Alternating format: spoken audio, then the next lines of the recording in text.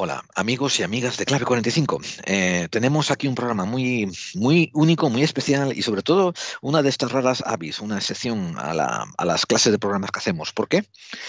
Bueno, no solamente porque cubrimos actualidad, y no nos gusta cubrir actualidad aunque lo hagamos, eh, pero también porque nos lo pidió la audiencia. Yo recibí como 5 correos individuales pidiendo que les diese la opinión sobre lo que está pasando en Ucrania. Y después se juntaron una serie de eventos. Antes de que cuente los eventos que se juntaron, voy a saludar a los contertulios que están aquí conmigo. Tenemos, como siempre, a la otra mitad de Clave 45, David Santiso. Hola, David, ¿cómo estás? Hola, aquí estamos. Y pues buscando búnker para esconderme. Buscando búnker, muy bien, muy bien, muy bien. Y acuérdate, búnker, llaves y muñeca hinchable. Y tenemos también a otro componente de Clave 45 que lo consideramos ya amigo de la casa, que es José Pérez el Inmortal. Hola, José, ¿cómo estás? Hola, buenas noches. Rara avis, ¿esto qué es? ¿Un dodó, un pájaro bobo, un quetzal? Una rara avis, ¿verdad? Sí, sí, tú sigue metiéndote conmigo, vas a ver cómo te muteo el resto del programa. Y después, y esto es lo que tenemos. Nos hemos juntado los tres porque, como decía, recibimos un montón de peticiones diciendo que hablásemos de Ucrania.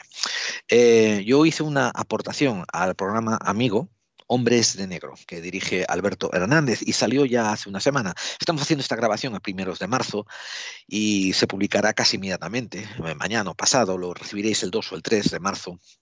Y los que quieran una referencia anterior, pues eso, buscaros la entrevista, la aportación que hicimos en Hombres de Negro sobre la situación de Ucrania. Pero vamos a matizar una cosa. Aquí vamos a intentar, dentro de lo posible, lo humanamente posible, alejarnos de lo que son las opiniones personales y sobre todo las predicciones, vaticinios y cosas así. Es cierto que dentro de los conocimientos de cada uno de aquí, de los contertulios, cada uno aportará su análisis. Eso el que quiera que lo tome como eso, como un análisis personal que aporta a cada uno de los que están aquí presentes, basándonos en su experiencia vital y en sus conocimientos. Entonces, para lanzar esto hacia adelante, tuvimos la... vamos también a dar otra especificación. ¿Cómo surgió esto con lo que es la serendipia? Pues que José, el inmortal, se fue junto a Carlos Dueñas, el director de Todo nos da igual, ese programa que tanto apreciamos, y Carlos, que es amigo también del programa, le mandamos un saludo inmenso. Buscarlo por iVoox, todo nos da igual, y le dijo, oye, vamos a hablar de Ucrania. Y Carlos, qué te dijo Carlos, José? El contexto fue que estábamos hablando de Hitler, del ascenso de Hitler al poder, de las cosas, entre comillas, medio buenas que hizo Hitler, por ejemplo, en economía, cómo resurgió Alemania, la Alemania del periodo entre guerras de la República de Weimar, que estaba hecha unos zorros, cómo llegó a convertirse en una potencia capaz de desafiar a todas las otras potencias. Y me dice, lo que pasa es que qué pena que no podamos hablar de Ucrania y tal. Digo, pues no podemos hablar porque tú no quieres. Porque ahora mismo me sueltas y empiezo a decir cosas y porque... Dice, no, pues que eso es el contexto, este programa no es de actualidad, pero espera que hablamos con Clave 45, hablamos con Gerald y con David y seguro que... Oye, y eso fue el jueves pasado, una cosa así. O sea, Sí, en sí. 3 días se ha montado todo esto. Que yo lo mismo, yo con mis amigos, yo que soy una tarde tontas, hablo de lo mismo, de Hitler y las cosas buenas que hizo Hitler, que eso, que nunca se dice lo malo, o sea, que nunca solo se dice Pues habla no, de lo malo, no, nunca de lo bueno. Ahí está. pero el problema con Hitler, y es que nos estamos saliendo del tema, el problema con Hitler es que su política económica y social era la leche de buena. Lo que pasa es que luego era como las vacas holandesas que llenan el cubo de leche y luego cuando vas a cogerlo le pegan una pata y lo tiran todo por el suelo. Es el mismo. Todo lo malo, o sea, la mitad de la cuarta parte de las cosas malas que hizo oscurecen cualquier cosa buena que hubiera podido hacer. Y el bigote que hizo tendencia también, eso es importante. Suya, el bigote de cepillo de dientes, que eres buenísimo. Ese bigote se inventó en Estados Unidos y lo llevaba Chaplin antes que él. Sí, es cierto. Claro, Pero me encantó esa matización, José, me encantó esa matización de que tenía unas ideas progresivas. Bueno, él lo que tenía era que escuchó mucho a la gente que lo rodeaba, que le daba consejos de cómo mejorar la situación y él los puso en práctica, ¿no? Pero como dices tú, me encantó lo que precisaste, ¿no? Las burradas que hizo después oscureció las pocas cosas buenas que tuvo, ¿no? O sea, qué buena matización. Claro, todo lo que es la protección social, todo lo que son las vacaciones pagadas, o sea, obligaba a las empresas a tener piscinas, gimnasios para que los trabajadores hicieran deporte en sus ratos de ocio.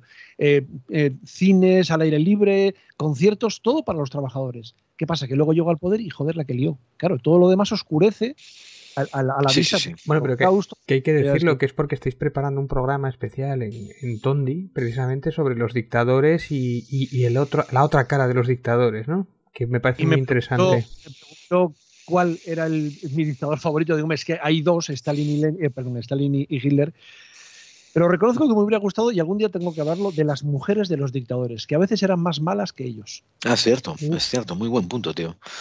Eso se lo ofreces a Carlos y seguro que te lo levanta al vuelo, te lo digo en serio. No digas nada. Que no nos escuche nadie.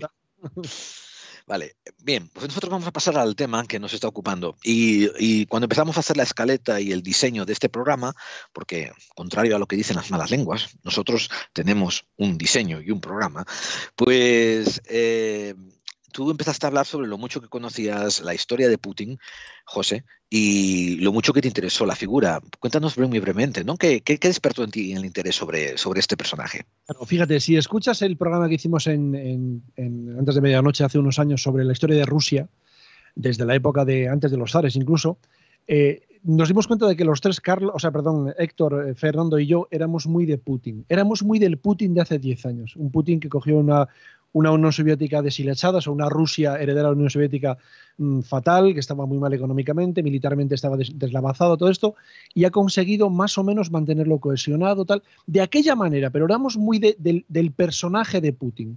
Esa leyenda de que sí es inmortal, que no envejece, que cabalga sobre osos, o sea, nos hacía muchísima gracia, ¿verdad?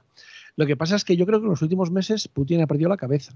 No es que se haya vuelto loco, pero ha perdido la perspectiva. Y ya hablaremos más tarde de eso.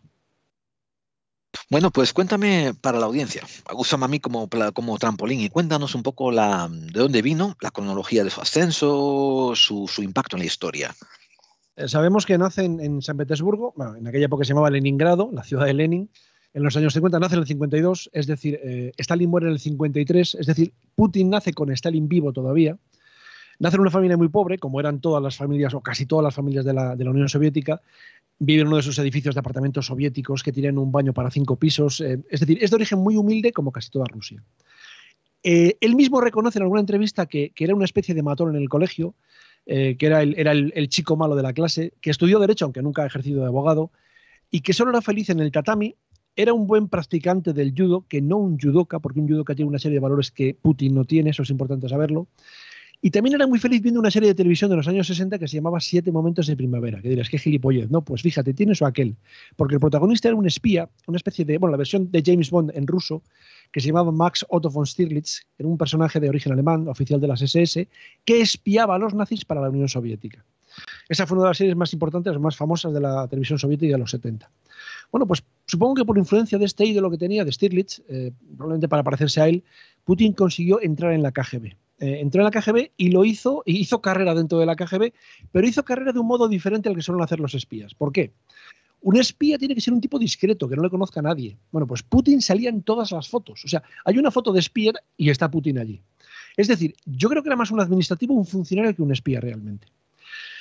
Fue destinado a Berlín Oriental inicialmente, pero cuando cayó el muro se quedó sin trabajo y regresó a Rusia, a su ciudad natal, a Leningrado, que entonces se llamaba ya San Petersburgo.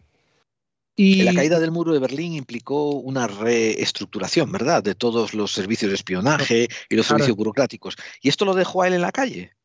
Es decir, no lo dejó en la calle, pero Perdona, sin trabajo, sí, como dices tú. Es decir, digamos que ya no hacían falta espías porque Berlín Oriental y Occidental estaban juntos. Entonces él se fue a vivir a su ciudad natal y allí entró en contacto con el alcalde de la ciudad, que era, se llamaba Anatoly Sobchak.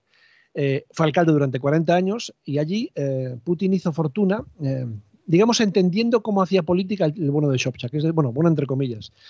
Sobornos, mordidas, etcétera, etcétera. Al fin y al cabo, él decía que con los sobornos él no hacía daño a nadie porque las obras se realizaban.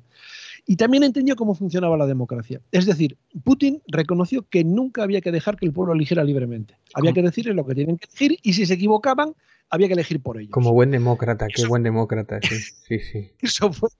Eso fue lo que pasó cuando Sobchak, el alcalde de la ciudad, perdió la alcaldía y Putin se vio otra vez en la calle. Entonces tenía algo de dinero y se mudó a Moscú para estar más cerca de los centros de poder.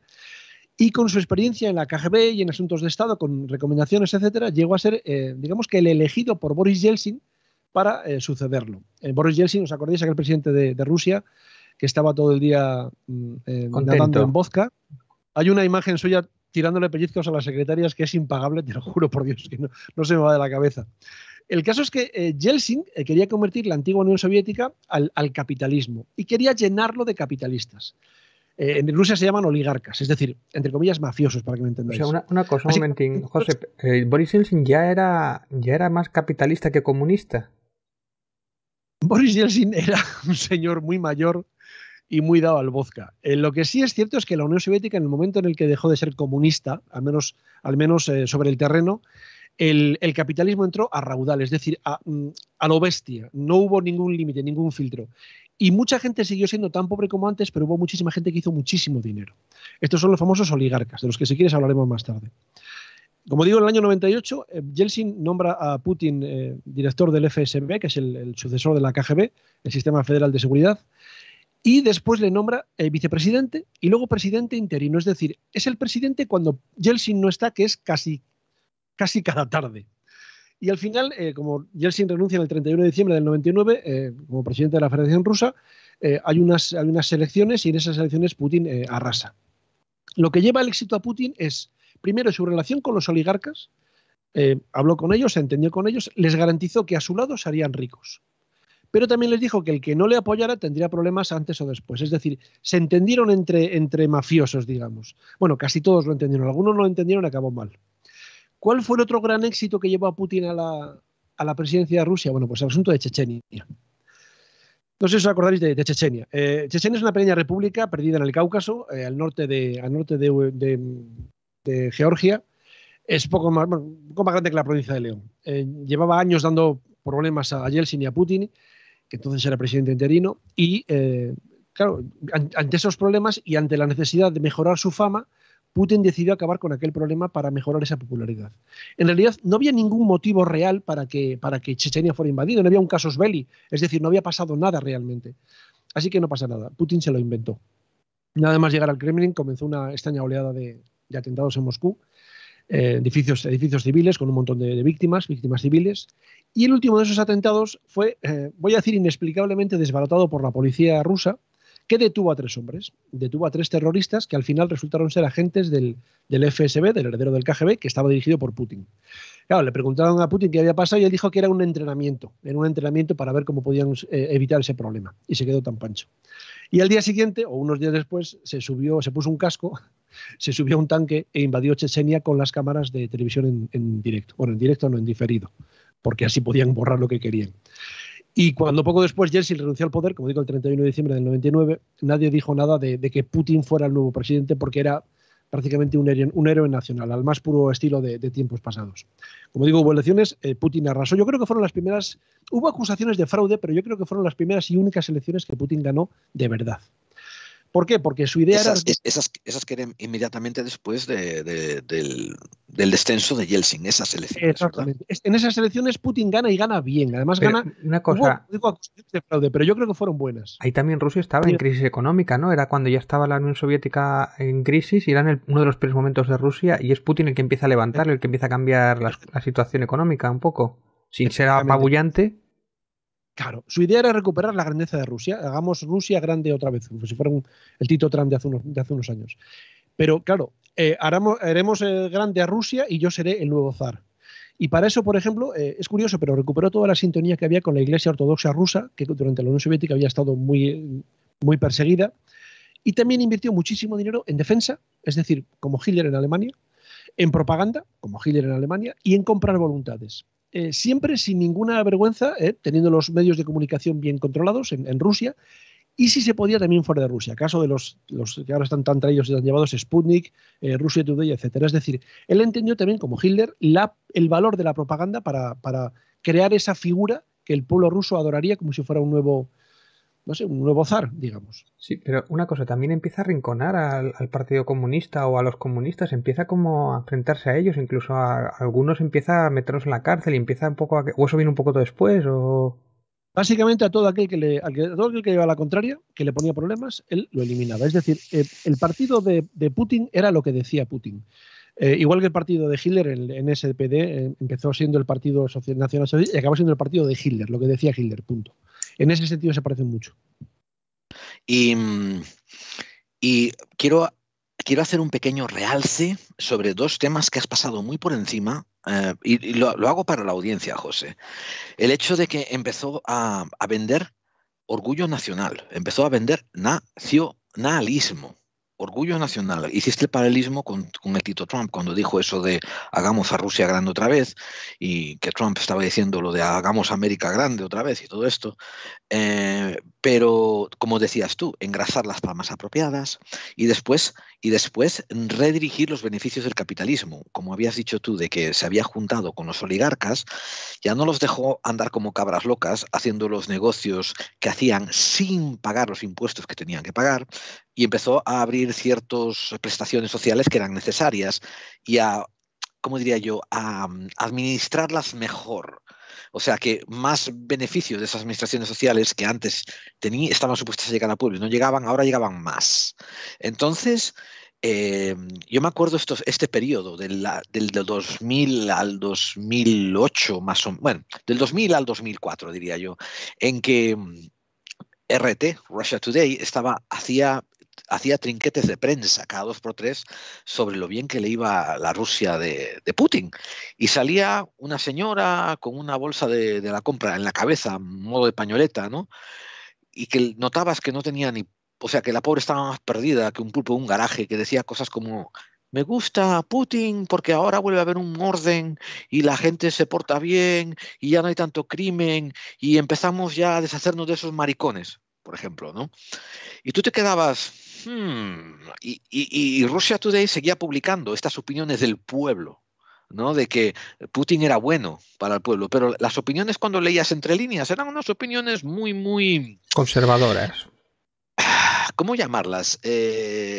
No, es que ya no es cuestión de conservadurismo, ¿eh? Es lo equivalente a Trump aquí en Estados Unidos cuando apeló a los rednecks, a los pobres blancos, ¿no?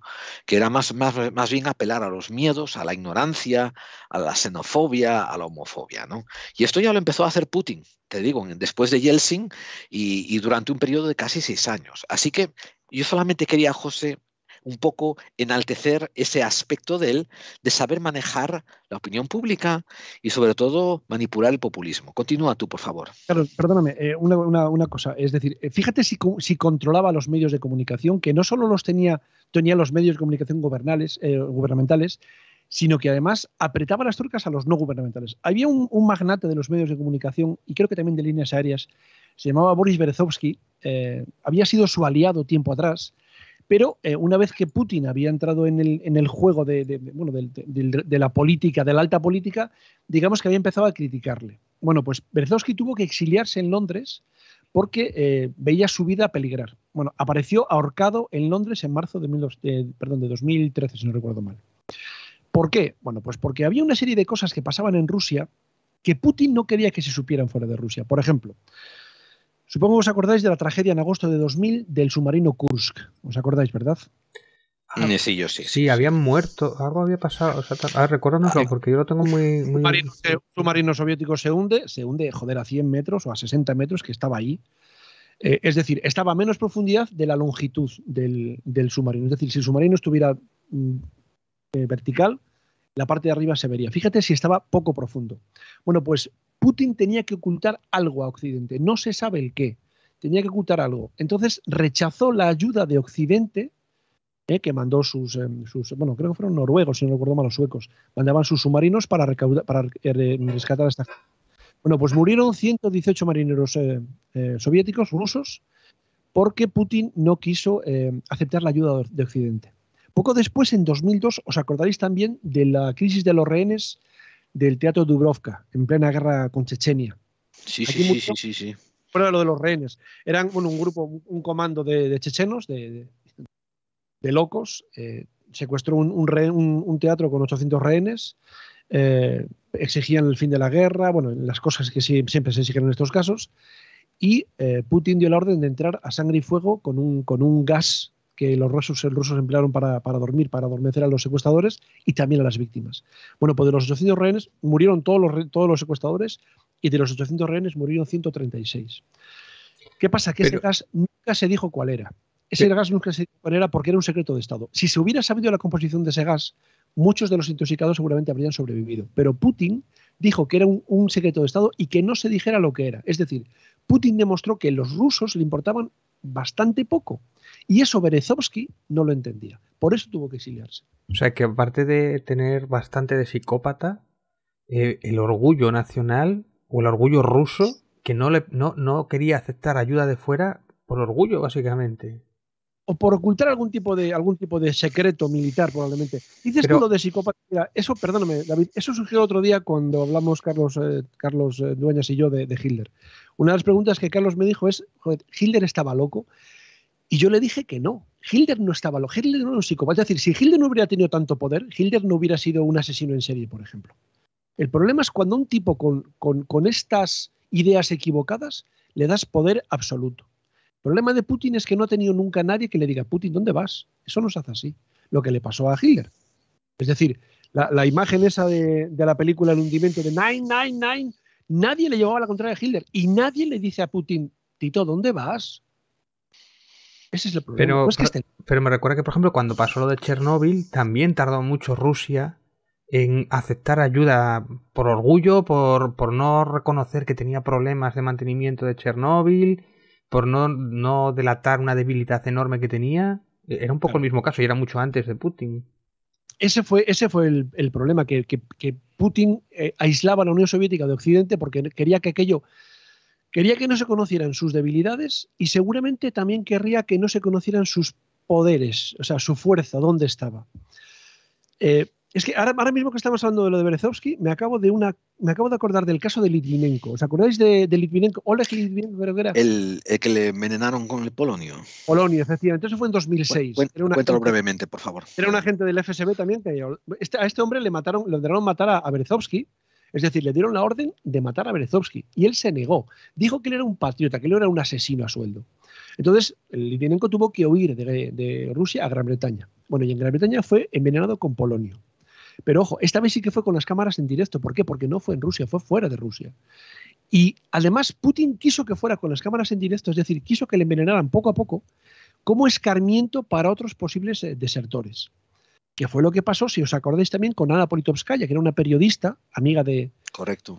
De un espía, se llamaba Skripal también, que fue asesinado también y que fue acribillada a balazos en su casa de Moscú sin que nunca supiera ni quién ni cómo. Es decir, los pocos opositores a la política de Putin estuvieran donde estuvieran, acababan mal. Es decir, es lo de Pablo Escobar, de plata o plomo. O Stalin, ¿no? Un poco, pero bien hecho, más que un trabajo impecable. Es decir, porque el servicio secreto no dejaba nada suelto, no dejaba pistas, no hacía chapuzas, lo hacía muy bien.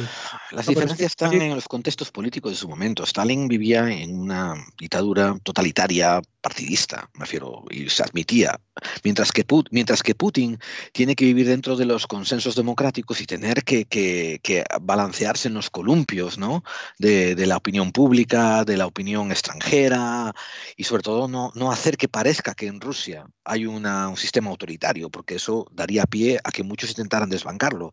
Entonces tiene que jugar dentro de los parámetros que son democráticos o semidemocráticos. Pero yo, por ejemplo, lo comparo con los servicios secretos de aquí de España. Cuando traen al Polisario y se entera todo el mundo, eso a Rusia normalmente no le pasaba. A eso me refiero, que hay un abismo. No se pueden comparar.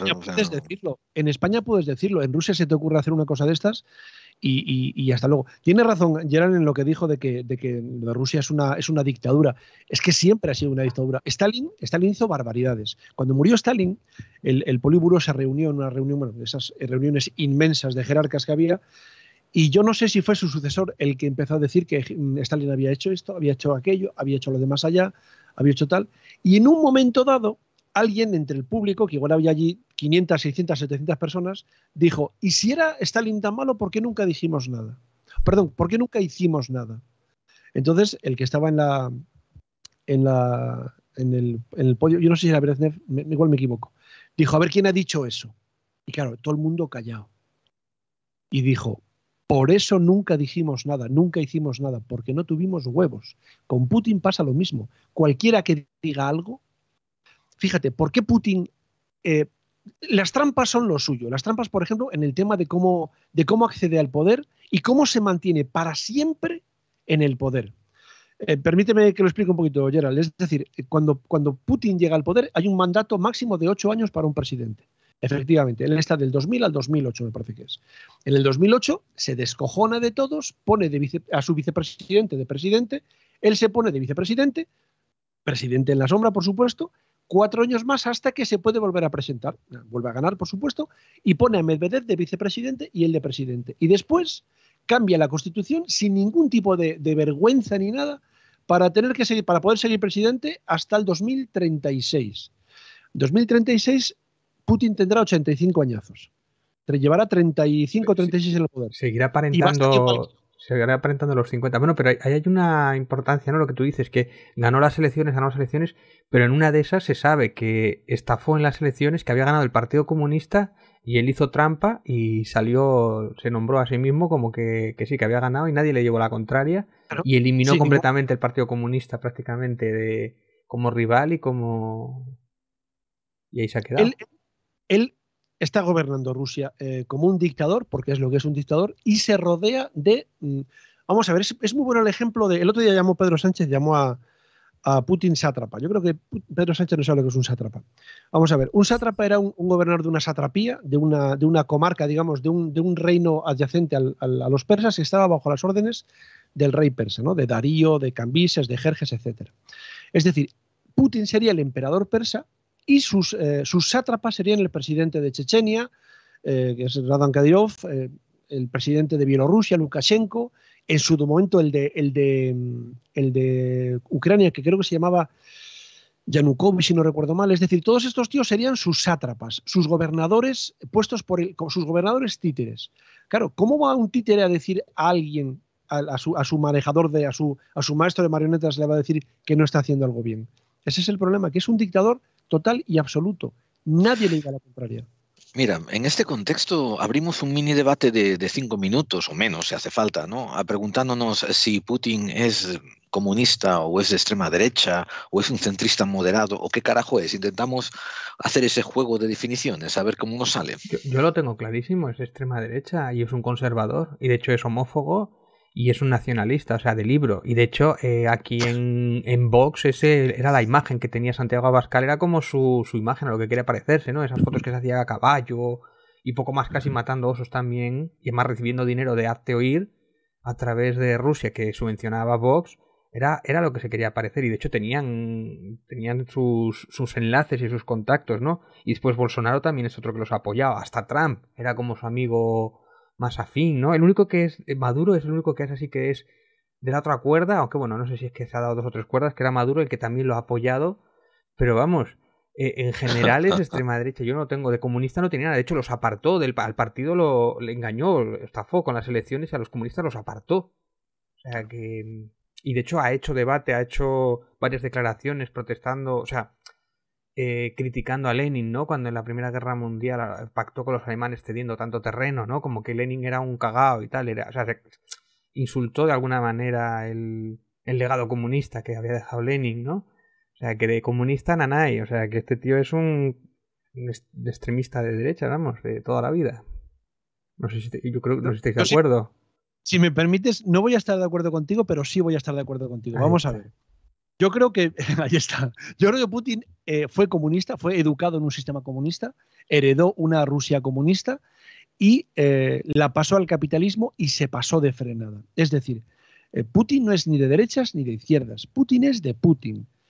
Hitler no era ni de izquierdas ni de derechas. El otro día debatía yo con un amigo y le decía, joder, que Hitler no era de izquierdas. ¿Cómo que no? Partido Nacional Socialista. Digo, pero que no tiene nada que ver. Hitler era de Hitler, punto. ¿Qué decía Franco? Cuando le preguntó no sé quién, dijo, usted haga como yo, no se meta en política. Franco era de Franco, punto. Y ya está. Era claro, franquista, Franco era franquista. Los de Vox le han cogido como símbolo. Claro, no han cogido como símbolo, han cogido sus símbolos. Es decir, esa imagen de tipo duro, de tipo inmortal, ¿verdad? Solo puede quedar uno. Esa es la imagen que funciona. Pero lo curioso es que en España le han defendido y han atacado a la OTAN los partidos de izquierdas y de extrema izquierda. Lo curioso es que en España es de los pocos países, junto con Hungría, si no recuerdo mal, de la Unión Europea, que no ha mandado armas a Bulgaria. Ucrania. No, Hungría, bueno, no sé, el que ha sido, es porque tiene ahí 100.000 sí, me informé ahora antes del programa y era Bulgaria el único que se mantuvo. ¿Por qué motivo? Entonces, y luego cuando te das cuenta de quiénes son sus socios, efectivamente son Venezuela, Irán, etcétera. Y también Brasil. ¿Por qué Brasil? Porque hay otro dictador. Es que no os dais cuenta de que entre dictadores, yo creo que hay un club en algún sitio donde los dictadores quedan para tomar café y hablan de sus cosas, porque es que si no nos... Y te voy a corregir una cosa, José, o sea, con buena intención, te la voy a corregir, que usaste el término dictador, pero yo afinaría más hablando de los totalitaristas. Porque vamos, a final de cuentas, como dice José, no se trata de izquierdas ni derechas, se trata de lo que salga por mis huevos morenos, lo que me dé la gana a mí, lo que me beneficie a mí, lo que vaya en mi línea. Y si mañana el comunismo va mejor, nos hacemos comunistas. Y si mañana el marxismo va mejor, nos hacemos marxistas. Y si pasado tenemos que hacernos del Opus Dei, vamos al Opus Dei y todos con sayo a rezar. Bueno, pero una cosa, a ver, Bolsonaro en teoría ganó unas elecciones, aunque esto es meterse en otro debate, y Maduro también había ganado unas elecciones, no son propiamente dichos, no son propiamente dictadores, o sea, otra cosa es que sean lo que sean. Lo acaba de decir José, y Hitler ganó elecciones y Mussolini ganó elecciones.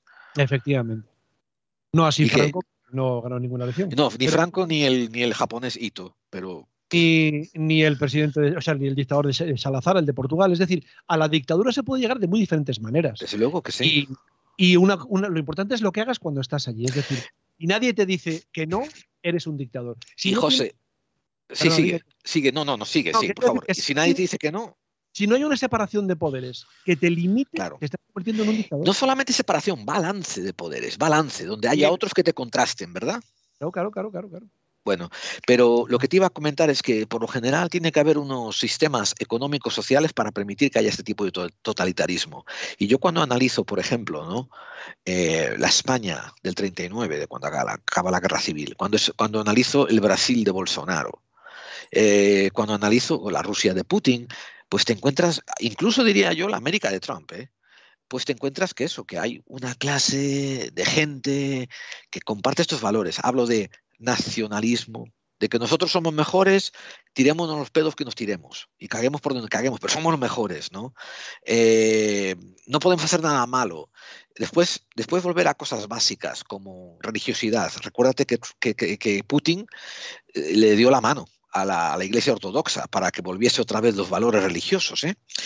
Trump se declaró a sí mismo máximo exponente de los evangélicos, a pesar de que no sabía ni cómo agarrar una Biblia en la mano y no estaba seguro si le iba a quemar. Pero porque era un libro, ¿no? Bueno, tiene razón, eso es cierto, pero quiero decir ¿Cómo se abre? que tiene no sabía.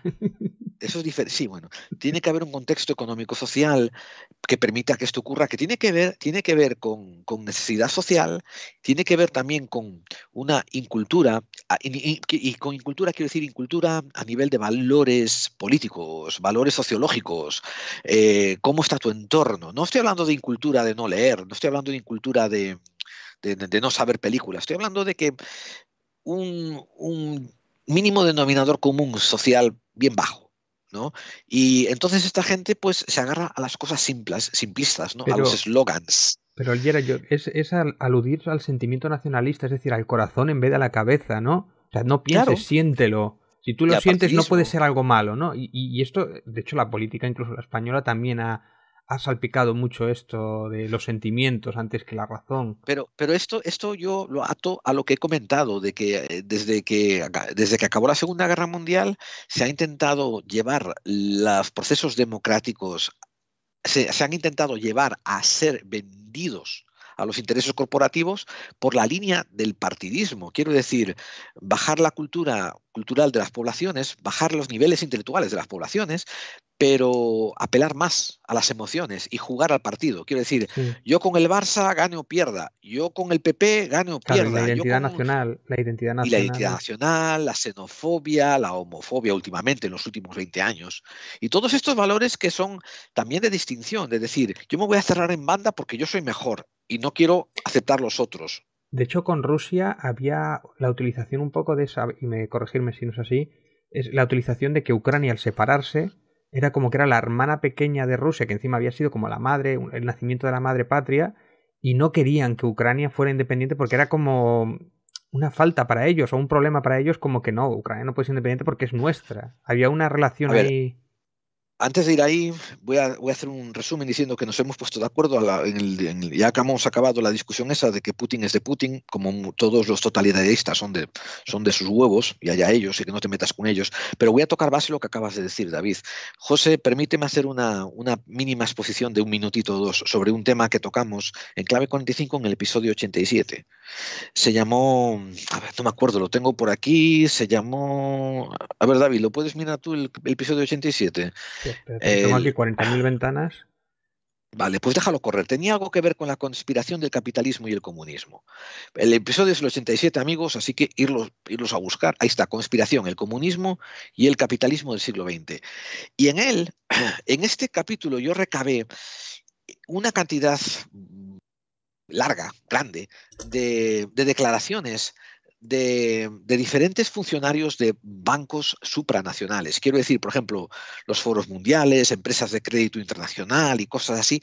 No estoy hablando de hoy en día, sino de principios del siglo XX, donde testificaron unas cosas muy extrañas. Testificaron que en los años 20, no sé cuántos millones de dólares en oro fueron adjudicados a Lenin para cruzar la frontera de Estados Unidos a Canadá y de Canadá a Rusia para subvencionar la revolución.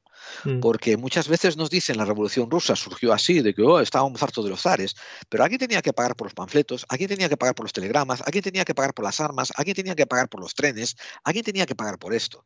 Pues resulta que financieros de bancos internacionales en sus memorias empezaron a hacer extractos, declarando todos en comunidad como ellos pertenecieron a un grupo que financió en oro a estos revolucionarios que fueron detenidos en la frontera de Canadá y tuvo que venir no sé si no un ministro, sino ¿cómo se llama? Un embajador estadounidense a decir, déjalos pasar que esto está arreglado. Entonces, a través de Canadá llegaron a Rusia y en Rusia financiaron lo que es la revolución bolchevique, pero con dinero del fondo capitalista. Y tú te quedas rascándote la cabeza diciendo, hostia, ¿cómo los banqueros van a financiar un comunismo bolchevique? Bueno, porque es uno de los principios heglerianos de la dicotomía. Financias a la derecha y financias a la izquierda. Y tienes a las dos controladas. Esto es como cuando venden camisetas del Che, ¿no? Es un poco sí, lo claro. mismo. Sí, vendes una camiseta del Che y en el puesto al lado vendes una de Trump. O sea, si no te compran una, te compran la otra. Pero es el capitalismo que acaba asimilando hasta toda la cultura anticapitalista y lo vende igualmente. Y ahora una cuestión más. Mira, resulta que se parecen tanto Hitler y Putin. Fíjate, Hitler tenía esos mítines que daba con ese parafernalia, con esos mítines de miles de personas. Eso cuesta un dinero. Todas las marchas, los uniformes que, por cierto, diseñaba Hugo Boss, o sea, no andábamos con tonterías. Sí, qué elegantes los nazis siempre, muy elegantes. Todo esto costaba dinero. ¿De dónde sacaba Hitler su dinero si Hitler no era de familia adinerada, ni mucho menos? De la banca. Su partido, claro, pero no solo de la banca alemana. La banca, o sea, los ricos alemanes entendían que con la República de Weimar no iban a ningún sitio y veían que Hitler podía darles aquello que Weimar no podía darles. Pero sobre todo le llegaba dinero del extranjero, por ejemplo, de Henry Ford. Henry Ford, que era otro conocido antisemita, creo que escribió un libro que se llamaba El Judío Internacional, si no recuerdo mal, aunque es verdad que está basado en los protocolos de los sabios de Sion. Exactamente. Los protocolos de Sion, que son una mentira inventada por la ojrana zarista, todo el mundo lo sabe y todo el mundo se lo cree. Y hay una cosa curiosísima. Bueno, pues es verdad que al final de la Segunda Guerra Mundial, digamos que Ford reconoció que se había equivocado, el antisemitismo no tenía razón, pero mandó dinero al Partido Nacional Socialista Alemán para que Hitler llegara al poder. Es decir, nosotros hicimos un programa entero hablando sobre la financiación de Hitler y cómo el Banco de Pagos Internacional, que surgió después, su predecesor había financiado también a Hitler y a toda la camarilla financiera del partido nazi. O sea, la banca internacional estaba interesada en tener un foco nacionalista de derechas y un foco de izquierda en el foco oriental. Por eso ellos mismos crearon al grupo nazi y al grupo ruso, o sea, al grupo bolchevique comunista. Lo que sí os venía a recordar es que esto ya estaba en cama desde los años 40, incluso antes probablemente.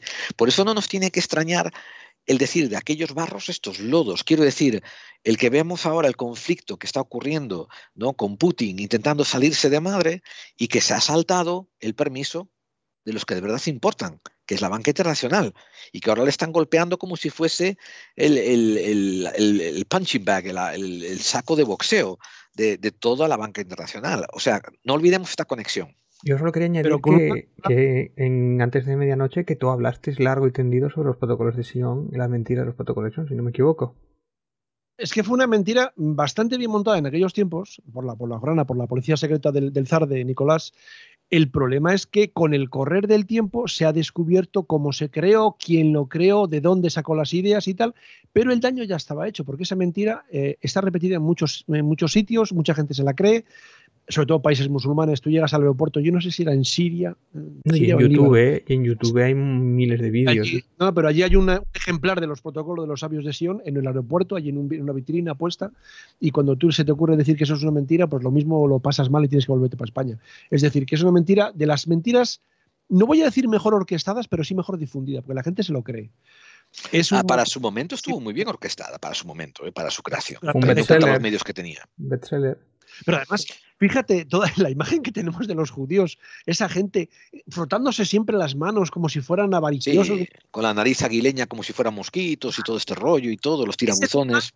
Ese tema lo podíamos tratar otro día porque es muy divertida la historia de la imagen que tenemos de los hebreos en la historia, porque les han echado de todos los sitios. De todos los sitios, y le han dado más golpes que una estera. Les han echado de todos los sitios, y de España les echaron, pero fue solo una vez. Pero es que de Francia les han echado 3 veces. Sí. Es decir, y a nosotros nos cae la mala fama de echar judíos. Efectivamente, ese es el problema. Pero nosotros nos comemos todo. Seguimos, José, sí, para meternos hacia Ucrania. José, tú nos ibas a hablar un poco de la creación de Ucrania por Lenin. Ya lo apuntó hace un momentito David, diciendo que Ucrania no era la prima pequeña de Rusia, sino que era la madre de Rusia. Vamos a ver, los rusos y los ucranianos tienen el mismo origen. El origen de los dos son los rus, los descendientes de los varegos, aquellos varegos escandinavos, aquellos vikingos, digamos, que se emplearon como mercenarios, como guardia personal de los emperadores de Bizancio, que fundaron la ciudad de Kiev. Fundaron la ciudad de Kiev, es decir, no fundaron Moscú, fundaron Kiev. Uno de los fundadores, eran 3 hermanos, y el mayor se llamaba Kiji. Bueno, pues la ciudad se llamó por él Kiev, la ciudad de Kiev. Ucrania fue el primer estado eslavo que hubo en Europa. Moscú no existía. Los soberanos eslavos se llamaban pues reyes de Polonia, príncipes de Estonia, grandes duques de Finlandia, de Lituania, y los zares eran zares de Kiev. Es decir, Ucrania era el germen del futuro imperio ruso. De hecho, siempre se ha considerado a Ucrania, como digo, como el lugar de nacimiento de Rusia, no de la URSS. La URSS nace, la revolución estalla en Petrogrado, posteriormente Leningrado, ahora San Petersburgo, es decir, la manía de cambiar las ciudades cada poco, por cierto, la patria de Putin. Y en aquellos momentos todo este problema nacionalista no existía en el mundo. No había nacionalismos más que en algunos países árabes y quizá Irlanda y pocos sitios más. En Ucrania no existía, tampoco existía en el resto de las repúblicas soviéticas, no existía Azerbaiyán, no existía Moldavia, no existía Georgia. Es decir, todo era el imperio ruso de los zares porque era el territorio de los Romanov. Punto. Poco después de llegar al poder, en noviembre del 17, Vladimir Ilich Ulyanov, Lenin, comenzó a hablar de un tema muy de actualidad últimamente, que es el derecho de autodeterminación de los pueblos, siempre dentro del imperio ruso, ¿vale? Es decir, tenía que haber una autodeterminación que llevara a las diferentes identidades que no tenían conciencia de su existencia a crear diferentes nacionalidades, diferentes repúblicas, que luego se unieran a la mayor de todas esas repúblicas, que era la SFSR, la República Socialista Federativa Soviética Rusa, es decir, el germen de la URSS. La idea era crear nuevas instituciones nacionales para romper desde dentro toda la herencia del imperio zarista e ir anexionando esas nuevas repúblicas a la todopoderosa Unión Soviética. Claro, por muchas razones los ucranianos rechazaban a los soviéticos. ¿Cuál era la principal de estas razones? Pues el famoso Holodomor. Yo no sé si sabéis lo que es el Holodomor. Holodomor significa en ucraniano muerte por hambre. Esto ocurrió en el 32, con Hitler bien asentado ya en el poder. Hay que decir que en Ucrania había una serie de pequeños campesinos independientes, propietarios de sus tierras, que cuidaban de sus tierras, que igual tenían 3 o 4 cosechas al año, porque cuidaban de sus tierras. No eran tierras comunales, eran de sus antepasados. Y ellos no querían ceder esas tierras a la colectivización que estaba instaurando la Unión Soviética. Claro, Stalin, para eliminar el problema, para presionarles o para castigarles o para lo que fuera, requisó todas sus cosechas, todas las cosechas de Ucrania, y se llevó la comida del granero de Europa lejos de donde estaba producida. Pero una cosa, Es decir, los castiga, no sé si tiene relación con el hecho de que Ucrania, que fue uno de los primeros afectados con la invasión nazi, hubo una parte que estuvo con los nazis también. eso ocurriría unos años después. Estamos hablando del 32. Vale. Hitler llega al poder en el 33, si no recuerdo mal. Bueno, es decir, hubo una gran hambruna en Rusia, pero de esa gran hambruna los más castigados fueron los ucranianos, que además eran los verdaderos productores. Siempre se ha dicho que Ucrania era el granero de Europa. Bueno, pues en Ucrania hubo entre 3 y 6 millones de muertos por hambre. Fíjate lo que te estoy diciendo. No gaseados, no, por hambre. Stalin instauró una ley, la ley de las 3 espigas, que era que al que recogiera más de 3 espigas de trigo del suelo, de lo que caía de los carros, le enviaban a un gulag 3 espigas. Hubo casos de canibalismo, hubo un montón de muertos, un montón de problemas, hubo un enorme resentimiento que todavía a día de hoy se sigue viendo. Como dices tú, después en el 41 llegan los nazis. Llegan los nazis, invaden la Unión Soviética, Ucrania incluida. Y lo curioso es que los ucranianos, después del Holodomor, ven a los alemanes como una especie de libertadores. Ese es el origen de esa desnazificación de la que habla Putin. Es decir, en un momento dado, Ucrania apoyó a los nazis porque tenían un enemigo común que eran los soviéticos, o así entendían muchos. Se derrotan los nazis, la situación de Ucrania no varía hasta que logra su independencia al caer la Unión Soviética en el 91. Es decir, Ucrania en el 17 no existía, existe en el 91, como consecuencia de esa política de la que Lenin trató de eliminar el problema del zarismo. Y además nace con un territorio enorme. Vamos a ver, yo he estado mirando por ahí. Pero una cosa, también, aún así murieron 5, yo tengo apuntado que murieron 5 millones de ucranianos durante la invasión nazi también. Claro, murieron 5 millones de ucranianos y 60 millones de rusos, pero que los ucranianos entendían que los alemanes estaban allí para hacerles menos daño del que le habían hecho Stalin, del que habían hecho los bolcheviques.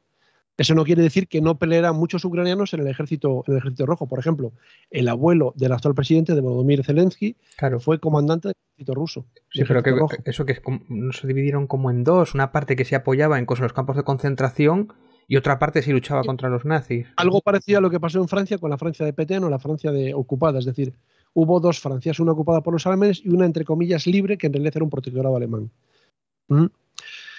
Como digo, el territorio de Ucrania es un país enorme, es más grande que España. En algunos sitios aparece como el 5º más grande de Europa. Digamos que el primero es la Unión Soviética, que está mitad Europa, mitad Asia, aunque solo con la parte de Europa ya tiene 4 millones de kilómetros cuadrados. Después creo que va Azerbaiyán, que yo creo que está en Asia, pero bueno, luego Turquía, que tiene parte también en Asia Menor.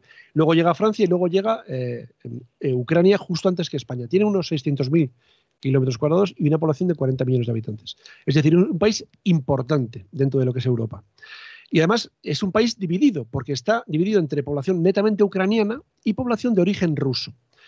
Población establecida sobre todo en el sureste del país, en la zona de Crimea, de la península de Crimea, y en las repúblicas del Donbass. En Crimea, ¿por qué? Porque en Crimea no era parte de Ucrania hasta el 54, hasta que se la entregaron a Ucrania para controlar mejor el mar de Azov y el mar Negro. Es decir, un problema muy parecido al que hay en Cataluña, por ejemplo. El ucraniano es la lengua materna de aproximadamente el 45-50% de los ucranianos. El resto son rusoparlantes, con la diferencia de que allí todo el mundo es bilingüe. Lo que he dicho antes, el caso del presidente el presidente Zelensky, que es de origen ruso, porque su abuelo fue comandante del Ejército Rojo en la Segunda Guerra Mundial. En 2010, el hombre del que hablé antes, Viktor Yanukovych, se convierte en presidente del país, siempre bajo el patrocinio de Putin, por supuesto, y en ese momento copian la forma de hacer las cosas de Rusia, es decir, la corrupción campa a sus anchas, como ya lo estaba haciendo en Rusia, los oligarcas, etc. Yanukovych encarcela a la mayor parte de sus opositores, por ejemplo, a Yulia Timoshenko, que fue la líder del segundo partido más votado. De esa manera se hacía política en Rusia y eso fue lo que copió Ucrania. Pero lo curioso es que la economía ucraniana, es un país tan potente que la economía ucraniana despegó y comenzó a haber una serie de conversaciones para la entrada futura entre comillas, de Ucrania en la Unión Europea. Había que hacer reformas, había que llevar a presos políticos, etcétera. Pero bueno, había un inicio y había un camino, una hoja de ruta. Lo que pasa es que en el último momento el presidente, por consejo de Putin, por supuesto, congeló la entrada del país en la Unión Europea. Putin le prometió ayudar económicamente a Ucrania y así no necesitaría entrar en la Unión Europea. Esa ayuda nunca llegó porque Ucrania realmente miraba más hacia el oeste que hacia el este. No olvidemos ese resentimiento que hay hacia los rusos por el tema del Holodomor.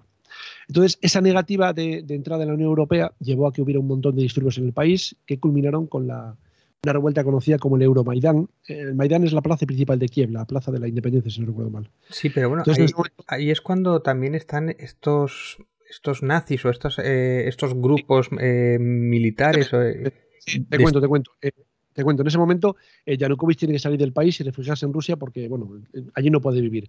En esas protestas hay como 200 víctimas mortales. Es decir, fue unas revueltas bastante cruentas. Y como dices tú, en ese momento aparecen esas milicias paramilitares de carácter nacionalista, algunas sí de extrema derecha, no todas, pero sobre todo nacionalistas, que se enfrentan a las brigadas prorrusas que había creado Yanukovych con dinero de Moscú. Curiosamente hay un personaje del que no se habla nada y sería muy interesante hablar, que es Stepan Bandera. Bandera, un apellido muy español, pero él no era español, había nacido en el Imperio Austrohúngaro, bueno, en Galicia, pero no Galicia de Galicia, la de Feijóo, Galicia la de Ucrania. Y él se había enfrentado primero a los bolcheviques con apoyo de los alemanes de Hitler, luego ayudó a combatir a los alemanes de Hitler porque le habían desilusionado, es decir, fue encarcelado.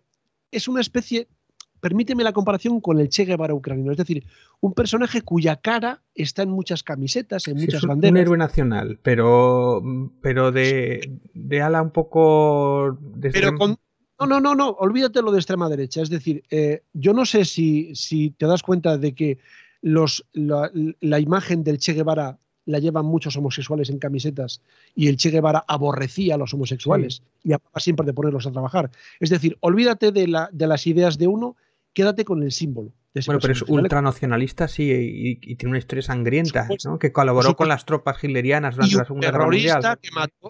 Un terrorista que mató gente, etcétera, pero se le cogió como una especie de imagen o de símbolo de la liberación de Ucrania con respecto a los rusos. En las manifestaciones que ha habido hace unos meses en Ucrania, sobre todo en la zona este, aparecieron algunas banderas con su valga la redundancia, con la imagen de bandera. Por eso se le asocia a partidos de ultraderecha, que no digo que no haya. Es decir, por supuesto que hay partidos de ultraderecha. Bueno, más que derecha, nazis, ¿no? La Guardia Nacional Ucraniana, el batallón Nartov, que yo tengo aquí apuntado, el Pravi Sector, que son claramente nazis, que aquí un poco en la prensa española se les ha blanqueado, incluso haciéndoles entrevistas. Es decir, si no eres nazi no te dejan entrar en el batallón, no te piden el carnet de nazi o algo así. ¿Sabes qué pasa? Y dentro del ejército ucraniano que están. En Ucrania no hay ningún partido nazi en el gobierno, en el parlamento. Dice que tienen solo un 2% de representación o algo así dentro del Congreso, o menos del 2%. Aquí igual tenemos más. Eso es la fuerza nueva de Blas Piñar, ¿sabes cómo te digo? O sea, sí. Ahora mismo se habla de Vox como partido de extrema derecha, pero en España hay partidos de extrema derecha de los de antes, Fuerza Nueva, Falange y todo eso, y apenas tienen representación política. Es decir, Bandera es un ídolo de todo el mundo, de todos los nacionalistas ucranianos y también de la ultraderecha, pero no especialmente de la ultraderecha. ¿Me entiendes lo que te quiero decir? Uh-huh. Bueno, el caso es que Yanukovych huye, hay nuevas elecciones y los opositores se hacen con el poder, forman un gobierno, Rusia lo reconoce, que eso es importante, aunque sea con la boca pequeña, y aparentemente el problema se acaba. Pero un segundo, José, ¿es un golpe de Estado? ¿El qué? Al obligar al presidente a marcharse del país. Claro, es que yo según la fuente es como que por presión popular se va. Bueno, es un golpe de Estado. No, pero vamos a ver, el golpe de Estado lo da el pueblo. El pueblo hace una revolución y la revolución hace que haya unas nuevas elecciones. Hay unas nuevas elecciones y en esas elecciones, con control internacional y todo, sale un gobierno y Rusia lo reconoce. Es decir, Rusia dice, vale, acepto ese gobierno. También porque le interesaba. Lo que pasa es que en el sureste, en la zona de Crimea, en la zona del Donbass, fue diferente. En aquella zona prorrusa, la mayoría rusa era aplastante.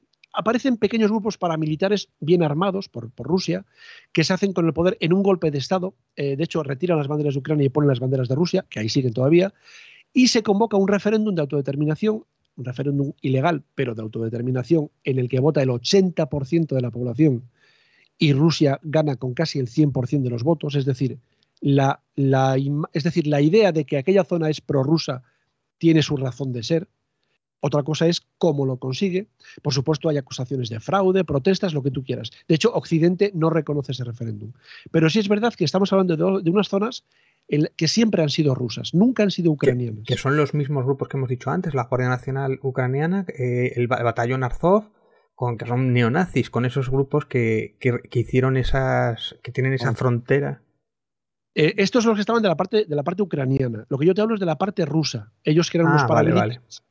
Exactamente. Bueno, como sea, el ejército ucraniano no es capaz de controlar el país. Hay un montón de enfrentamientos armados. La situación es de guerra prácticamente. Las potencias europeas tratan de rebajar la tensión. Yo creo que al final del 2014 os acordáis de que la guerra se estabiliza más o menos y hay un incidente, se derriba un avión por milicias prorrusas de un avión de las líneas aéreas Malaysia Airlines, si no recuerdo mal, hubo como 300 muertos.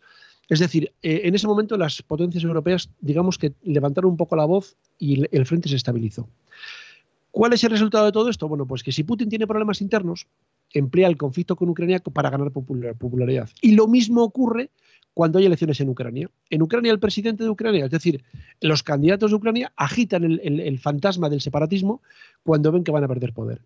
Pero lo curioso es que la OTAN o la Unión Europea nunca se han implicado físicamente en este conflicto. Es decir, ellos nunca han dicho nada, o nunca han hecho nada, mejor dicho. Otra cosa es lo que puedan decir, pero nunca han dicho nada.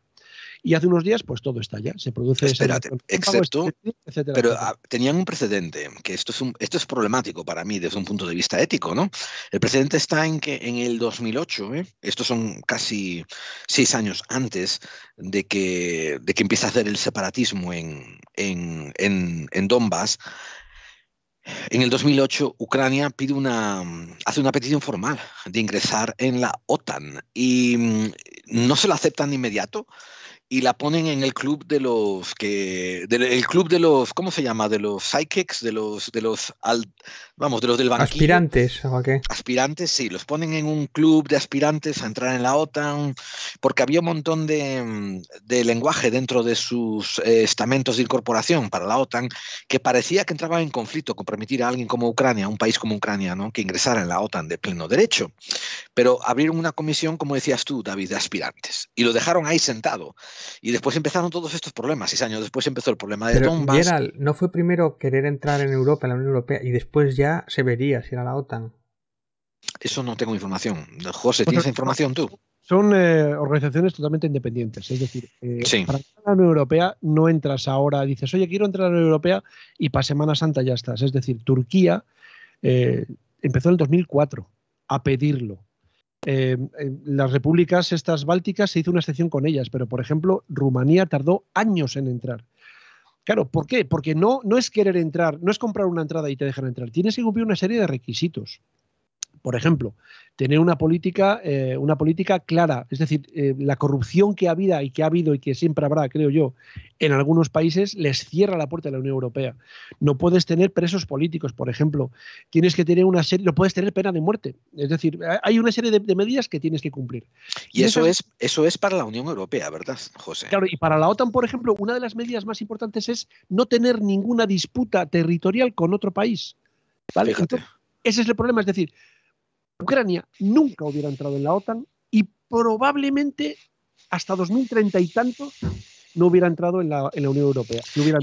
Ahora después de esto no lo tengo tan claro. Igual es que yo tengo una información. Yo tenía una información aquí, José, y de que les crearon una comisión separada, MTA, que le llamaban, que era algo así como Military Allies, no sé qué, que básicamente era una subdivisión, no era completamente entrado en la OTAN, pero te dejaban de banquillo, y ahí era donde estaban considerando permitir a países como Ucrania que se adhiriesen a la OTAN como allegados, pero no era una plena admisión.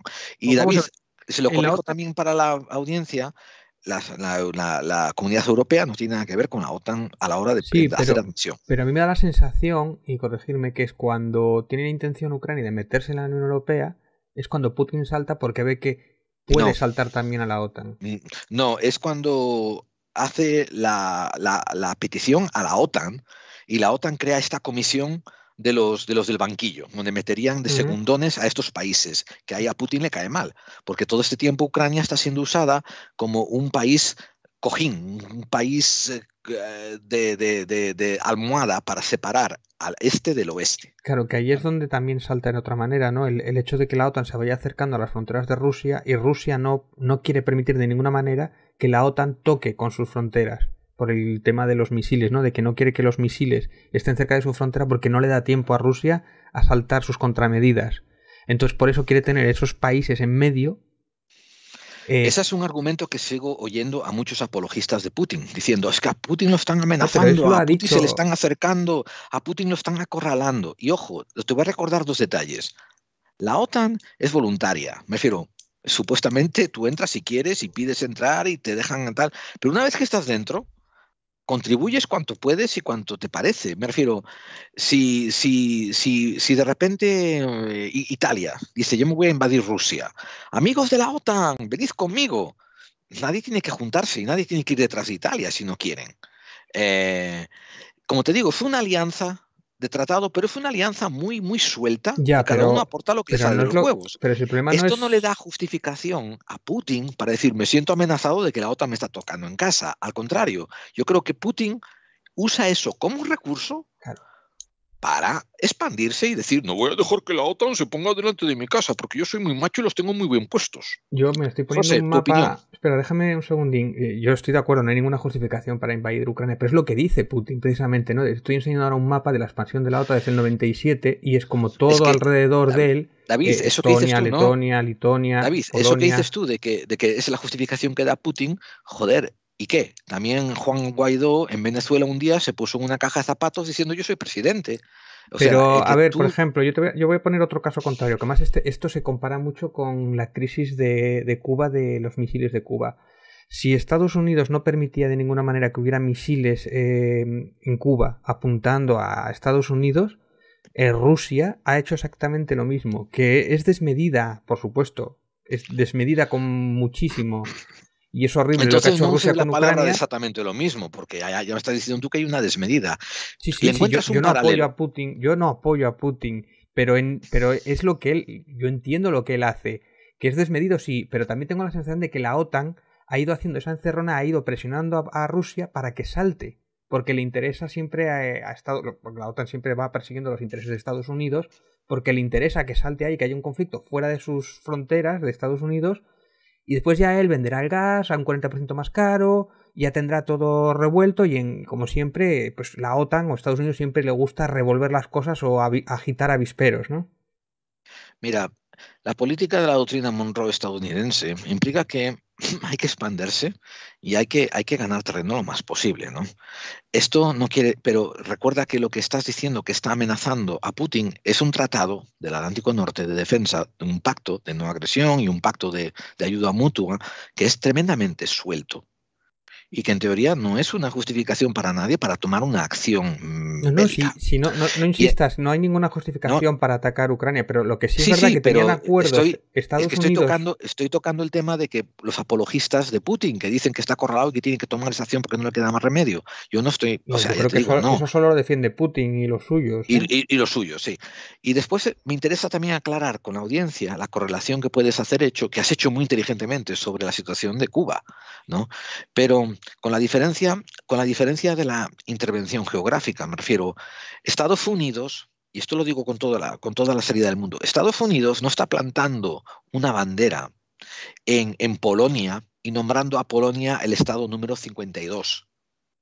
Estados Unidos tiene una coalición que es cierto que la lidera, la del Atlántico Norte, y los países hacen lo que le da la gana dentro de ellos. Eso es muy diferente a que si Estados Unidos ahora tomase Ucrania, la considerase como si fuese Puerto Rico y ahí pusieran misiles. Eso sería lo paralelo con lo que ocurrió en Cuba en el 63. Eso sería lo paralelo. Pero, o sea, la expansión va a ocurrir. Y ojo, China también hace poco, el, Taiwán, China ¿no? hace Cualquier poco, día toma Taiwán, China, pero bueno. bueno, quiero decir que China hace poco metió baza en el asunto de Ucrania y no denunció a Putin, pero tampoco se puso a favor de los americanos. Le echó más barro a los americanos que a Putin. Pero es que todo el mundo tiene que tomar baza porque se trata de expandirse. O sea, Yo quiero hacer referencia sí, al programa de Falsa Bandera que hicieron, precisamente hablando del tema de los misiles, y cómo Rusia nunca iba a permitir, era la línea roja precisamente, ¿no? Que no entraran los países que eran frontera con él, que no entraran en la OTAN y que no pusieran esas bases militares ahí, que era esa línea roja, ¿no? Y posiblemente dentro de los pactos que están ahora hablando, que están reunidos para ver si hacen la paz, esa sea una de las líneas rojas que no va a permitir Rusia, ¿no? Y el coronel Baños, por ejemplo, en el programa de Jordi Wild también el otro día explicaba algo parecido también con el tema de las fronteras. O sea Es que eso esa está, es la eso clave, está muy... vamos. No, esa es una de las claves, pero es una clave muy pequeñita. Y esto tiene que ver con lo que José comentó al principio cuando analizamos la figura de Putin. Putin cree que él es tan Putin que puede hacer lo que le saca de sus Putin huevos, sin tener en cuenta que hay otros poderes y otras tensiones geopolíticas. Putin, si hubiera querido hacer bien esta baza, hubiese pedido consejo a los factores económicos internacionales para pedirles cómo proceder con el avance, esa expansión de la OTAN, como dices tú. Pero no lo hizo así. Hizo un movimiento Hitler, hizo un movimiento Mussolini, hizo un movimiento totalitarista mirando a sus propios huevos y decidió usar la medida bélica de decir, está la raya en la arena y de aquí no pasas, voy a meterme en Ucrania. Y esto fue el análisis que yo hice después en el programa Hombres de Negro, donde les dije, desde un punto de vista meta superior, pesa más los poderes económicos internacionales que los poderes militares de alguien como Rusia. Pero ¿tú Y crees eso que es lo que está ocurriendo. la OTAN sabía que iba a saltar en un momento a otro Rusia, haciendo A estos la OTAN le daba movimientos? igual lo que fuera a hacer Rusia, porque la OTAN no es un país. Bueno, o Y Estados dejad de Unidos. referiros a la OTAN como si fuese un país que va a invadir Rusia. No es.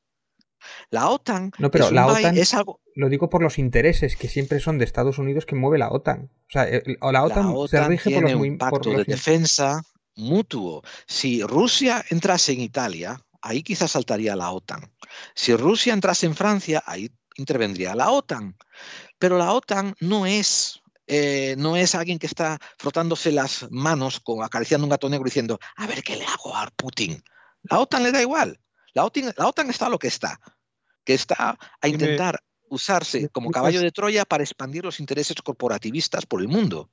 si me permites, Gerard, un par de apuntes. Mira, Sí, primero, por favor. es muy curioso que Putin haya montado la que ha montado para obligar a Occidente a no hacer algo que Occidente no iba a hacer nunca de no haber intervenido Putin. Es decir, como he dicho antes, Occidente nunca hubiera aceptado a la OTAN perdón, a Ucrania en la OTAN, Completamente de acuerdo contigo. seguro, y nunca en la Unión Europea probablemente. Pero es que además te voy a decir más. Mira, fíjate, el problema no es que Ucrania se hubiera instaurado dentro de la OTAN y hubiera puesto los misiles en los morros de Rusia. Es que los misiles ya están en los morros de Rusia, en las repúblicas bálticas, que sí son de la Unión Europea y sí son de la OTAN. Es decir, Letonia, Lituania y Estonia, Letonia, Lituania y Estonia son miembros de pleno derecho de la OTAN y tienen frontera con la Unión Soviética. Correcto. Entonces, estamos discutiendo el sexo de los ángeles. Es decir, Sí, estoy completamente de acuerdo contigo. Mira, Putin se ha equivocado en su estrategia y eso es muy raro, porque Putin es un estratega cojonudo. Entonces, a mí me da que hay algo más que se nos escapa. ¿Vale? No, y en esta parte estoy un poco en desacuerdo contigo. Yo de verdad creo que a él se le subió el ego, como antes se le subió a Mussolini y como antes se le subió a Hitler, que pensaron que podían hacer lo que le daría la gana en esos últimos años antes de descabichinarse. Puede que tengas razón, pero fíjate una cosa. La Blitzkrieg, la guerra relámpago de Hitler, que ahora mismo ha copiado también el bueno entre comillas, de Putin. Es decir, en la guerra, la invasión, no, guerra a los cojones. Una guerra es cuando dos países se enfrentan. Esto es una invasión. La invasión de Ucrania por el ejército ruso fue relámpago, lo más rápidamente posible. ¿Por qué? Porque Rusia no tiene logística para aguantar una guerra larga. ¿Por qué? Porque Rusia es un gigante, efectivamente, 140 millones de habitantes, no sé si son 17 millones de habitantes, es una barbaridad, pero el PIB de Rusia es aproximadamente el PIB de España. Es decir, es un gigante con pies de barro. Es verdad que los rusos se alimentan con vodka y orgullo, eso sí es cierto, pero económicamente Rusia no es potente. Militarmente sí, y sobre todo tiene el botón nuclear, faltaría más. Pero antes de hacer ningún movimiento, fíjate qué fue lo que hizo Putin. Reunirse con Xi Jinping y preguntarle, Xi Jinping, ¿puedo hacer esto? Sí, exactamente. Y Xi Jinping dijo, Bueno, tú hazlo y yo ya veré lo que hago, porque a mí, China, me importa mucho Europa, porque yo no veo a Europa como enemigos, yo veo a Europa como clientes. Claro. Y a mí no me interesa que Europa se ponga de manos contra mí. Es decir, si tú te pones allá tú tienes el gas de Rusia y el petróleo de Rusia. Es verdad que Alemania, la tan traída, tan llevada y tan ponderada Merkel se equivocó, porque esto tiene una razón más sencilla. Es decir, después del accidente de Chernóbil, Alemania, que fue bastante afectada por la nube tóxica, se planteó cerrar todas las centrales nucleares que había en Alemania en un periodo de X años. Todo el mundo pensaba que era mentira, pero la Merkel prácticamente lo cumplió. Entonces, ¿de qué dependieron? Volvieron a quemar carbón otra vez. Pero no Por supuesto. fue Chernóbil, no, la de Pero Japón. No fue la de Japón. La de... No, Chernobyl es un poco antes, ¿no? La de... Ahora me haces dudar. Creo que fue Chernóbil la que hizo que Alemania pidiera el tema de la... Yo creo que era la de Japón. Un accidente nuclear hizo que Alemania eliminara todas sus centrales nucleares. Correcto. Entonces ahora dependen del carbón, que hay muchísimo, pero bueno, ya sabemos todos la mala fama que tiene, y sobre todo del gas de Ucrania. Entonces, de Rusia, perdón.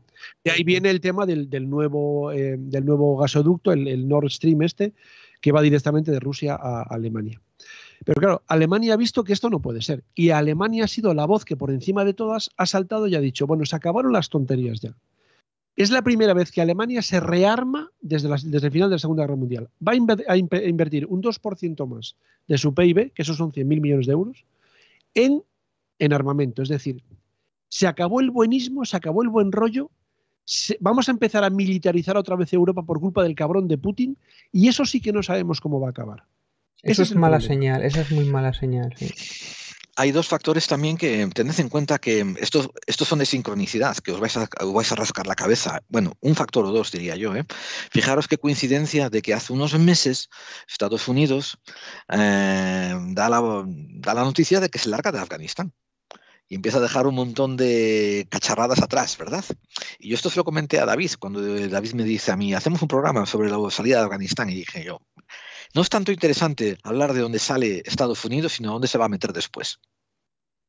Y aquí es donde vengo yo a deciros, fíjate qué interesante que ahora que Putin acaba de hacer estas movidas, la industria armamentística estadounidense está encontrando una excusa para empezar a vender un montón de cacharraje, de armas, de aviones, de tanques y tal, a diferentes países colindantes con Ucrania y simpatizantes a sus medidas, como por ejemplo Polonia, que le está vendiendo un montón de carros blindados, ¿no? Y tal. O sea, sincronicidades curiosas, ¿no? Hablamos un poco también de los de la realidad económica de Ucrania. Espera, Gerald, yo quería decir un par de cosas antes, ¿no? El hecho de que estéis hablando de que igual Putin se ha equivocado con la estrategia desde su punto de vista, ¿no? Yo digo que en ningún momento lo apoyo, ni mucho menos, todo lo contrario, lo aborrezco. Quizás le ha demorado un poco más de lo que él pensaba, pero está a las puertas de Kiev en estos días de hoy. O sea, las puertas de Kiev están muy cerca de la frontera de Rusia, es decir, el problema no es estar a las puertas, sino controlar. Pero negociar, llegar a la mesa de negociación teniendo Kiev, que igual lo que pide es que una de las cosas que va a pedir posiblemente sea la escisión de esa parte. David, si tú vas a la mesa de negociación a negociar, no utilizas bombas termobáricas que están prohibidas por todo tipo de convenciones. Es decir, tú vas a negociar y no pones el fusil encima de la mesa. Lo que ha hecho Putin ha sido una medida de cara a la galería. Él pedía a Ucrania que negociara, y cuando Ucrania dijo que sí, Putin se sorprendió, dijo, coño, que dicen que sí. Es igual, no vamos a llegar a ningún sitio. De hecho, no van a llegar a ningún sitio. Eso estoy muy de acuerdo contigo. Al final, yo creo que Georgia, yo creo que Ucrania nos está dando una lección a todos de lo que es echarle cojones a un dictador. Si tuviéramos todos la mitad de huevos que tiene Ucrania, Putin estaría guardadito en su palacio o donde fuera que estuviera. Definitivamente. Ucrania va a ser la punta de lanza o algo así de la política contra Putin. Contra Putin. Yo en cualquier caso, cuando hay tantos civiles armados que quieren ir a luchar contra un ejército profesional como el de Rusia, normalmente suele acabar muy mal y en desastre, ¿no? Pero yo me quiero remarcar otro punto. No son civiles. Muchos sí, pero tú preguntaste sobre si esto fue un error por parte de Putin estratégico, y yo te tengo que contestar una cosa. Yo reafirmo más lo que dije antes, de que más que error, yo creo que fue una subida de ego. y que ha habido muchas décadas en que nadie, como dijo José ahora, le plantó la cara Sí, en la mesa internacional a él. Y él dice, van a continuar sin plantármela. Yo antes de decir que sea un error, yo esperaría porque todavía están en el juego. Es decir, es que es eso, este tío es muy listo y se las sabe todas. Entonces el juego no ha terminado porque todas estas presiones económicas que le están haciendo, yo creo que se está riendo de Europa, ¿no? Pero bueno, solo quería añadir una cosa. Yo que él decide... Gerald, una cosa. A mí lo que me preocupa mucho es la impunidad que tienen o que les va a dar esta situación, el hecho de que todos los países que tienen el botón nuclear, la impunidad que les va a dar sobre otros países que no lo tienen. Porque otros países que tienen el botón nuclear no se van a atrever a meterse. Y ese es el nuevo paradigma que tenemos ahora en la geopolítica, ¿no? Si tienes el botón nuclear, eres impune. No, eso es así desde los 50, es decir, claro. el famoso reloj del fin del mundo ahora tiene que estar a 0,01 segundos del puto holocausto nuclear porque estamos así. Vamos a ver. Destrucción mutua asegurada. El otro día se lo decía una amiga mía que estaba desesperada, es muy particular ella, y estaba desesperada porque íbamos a morir todos pasado mañana. Digo, no puedes esperar el fin de semana, coño. Bueno, pues yo le explicaba que antes de que Putin tocara el botón nuclear, hay un tío al lado de Putin que le pega un tiro en la cabeza. Como ocurrió muchas veces cuando estuvieron a punto de haber bombas atómicas. El caso del submarino aquel, de un paisano que dijo, bueno, pues no se tira la bomba porque a mí no me sale de los huevos. Y no se tira la bomba. Y luego había sido toda una falsa alarma. Ese tío luego fue, ¿cómo era? Héroe de la Unión Soviética o de Rusia, no sé. Sí. Es decir, es verdad que la decisión la tiene que tomar Putin. Pero yo espero que haya alguien con 2 dedos de frente al lado de Putin que le corte el dedo antes de que lo apriete. Igual que esperaba en su día que hubiera alguien al lado de Trump que le partiera las piernas antes de que empezara. Y ese análisis tuyo es muy probable, José, por otro detalle, ¿eh? Tú, claro, a Putin lo dejas que haga de bravucón y que dé la cara y que haga la foto montado a caballo, etc. Exactamente. Pero los balances de geopoder indican que detrás de él hay alguien supervisándolo. Quiero decir, perdón, detrás de él hay mucha gente supervisándolo perteneciendo a la mafia, perteneciendo a las industrias de petroleras, a las industrias de gas, a la industria bancaria, a la industria militar, que lo están vigilando. Y como dice José, antes de que él acerque el botón al dedo, o sea, si lo hace civilinamente, mitad de la noche, cuando todos están borrachos, ¿no? Y él levanta el coso y toca el botón, nos jodemos todos. Pero dándolo de cara a la galería, diciendo, oh, sí, me estáis tocando los cojones, ahí va la bomba. Como dice José, alguien levanta el Kalashnikov detrás y le vuela los sesos y dice a la mierda, venga, el siguiente. Porque esto va en correlación con lo que he estado diciendo yo antes de que, cuando te estaba diciendo David que si esto era estrategia o era otra cosa, yo te estoy diciendo que es egocentrismo. Él pensó, basado en 20 años de que nadie le para los pies, que lo de Ucrania iba a ser lo mismo, más de lo mismo. Y le han parado los pies. O sea, no solamente le han parado los pies, como dijo José, los ucranianos, ¿no? Haciendo una defensa inesperada, sino que además China ha dicho, haz lo que te dé la gana, no te voy a pegar, pero yo estoy a lo mío. Pero es su flotador, China, precisamente, es su flotador. Rusia, el flotador es China. David, yo sin estar allí estoy seguro que le dijo Xi Jinping, vamos a ver, Putin, haz lo que quieras, pero no me jodas el negocio. Sí, sí. O sea, a mí no me importa que te comas Ucrania, que te comas lo que te comas. Sí, sí. Pero yo no quiero una guerra nuclear porque yo vivo de esto. O sea, Rusia, exactamente. China vive de vender. Vamos a ver si lo vamos a decir y a poner encima de la mesa. Si hay un bloqueo, que lo hay, un bloqueo de que no le van a comprar nada, le van a quitar de todo lo que es los bancos europeos a Rusia. Pero David, tiene a China no me dejaste acabar. Puente. Llevo intentando 3 veces acabar el statement. Estoy diciendo de que él decidió hacer esto, metió la baza, le pidió a China le dijo, haz lo que sea, pero no me jodas el negocio, pero con quien se olvidó de pedir permiso es con la banca internacional. Y pensó que no tenía que hacerlo, que él era demasiado Putin. Y hizo lo que hizo. Y no solamente está recibiendo resistencia en Ucrania, está recibiendo resistencia y mala prensa de todos los países occidentales que ven mal una invasión europea en el continente europeo, lo ven mal. Y ahora todos los sablazos que le están metiendo a Rusia a nivel económico. El rublo está devaluado.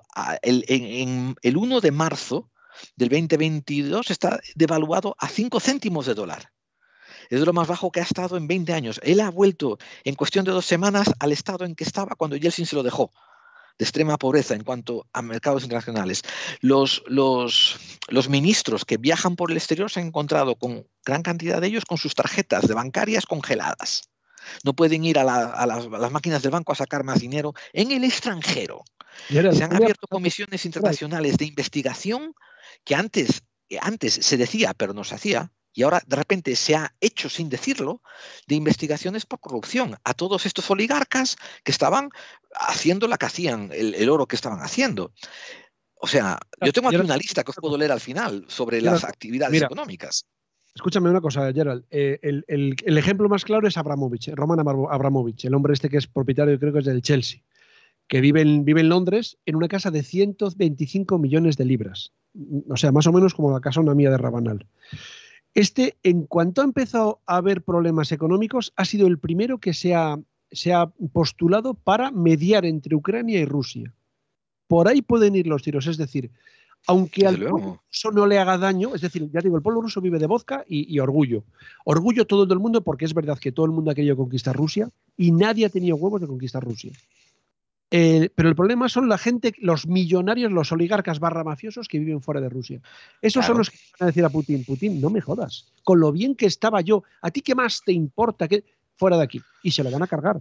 Y dentro de esto, José, mira, ya que me has dado barra, pues te voy a leer un par de noticias que vosotros igual no sabéis. Por ejemplo, ¿sabíais vosotros que en dos partes de Estados Unidos, uno es en el sur de la Florida y otro es en el Coney Island de Brooklyn, es donde hay más residentes rusos en el extranjero? Es famosa la mafia rusa de Coney Island, que ahora ya tiene mucha menos vigencia que antes, pero bueno, se llaman los mafias chandaleros, los mafiosos chandaleros, porque andan siempre con chándales de Adidas. Sale en la serie Daredevil, en la serie sale la mafia rusa, en Coney Island. Sí. Pero esa lleva desde los años 90, desde que cayó el muro de Berlín, y Estados Unidos empezó a aceptar un montón de visas y visados de rusos.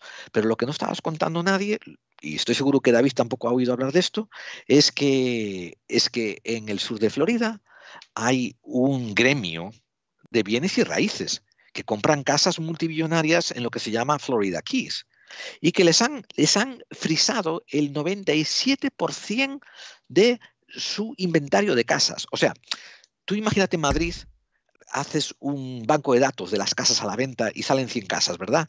Esas se ponen en un listado donde todos los agentes de bienes y raíces pueden acceder y enseñarlas y venderlas. A ellos, al 97% de estos agentes que tenían este gremio de ventas, los han frisado del banco de datos. No pueden vender estas casas ni cobrar las comisiones. Claro. Y no solo eso, los agentes del IRS, del fisco, están ahora abriendo cuentas investigando cómo han sacado este dinero. Y no les conviene, porque claro, es dinero que mitad blanquean y mitad van por debajo de la mesa a magnates rusos que quieren comprar una casita y blanquear dinero desde Rusia a Estados Unidos. Claro. Vale, Gerald, perdón. Mira, yo viví muchos años en Benidorm, hace muchos años también, y hace poco, unos años, 8 o 9 años, volví otra vez por allí, y en la zona de la playa de la Cala o el Finestrat, creo que fue en Finestrat, de repente bajo a dar un paseo con mis hijos y tal, y empiezo a ver carteles en ruso. Digo, ¿yo esto qué es lo que es?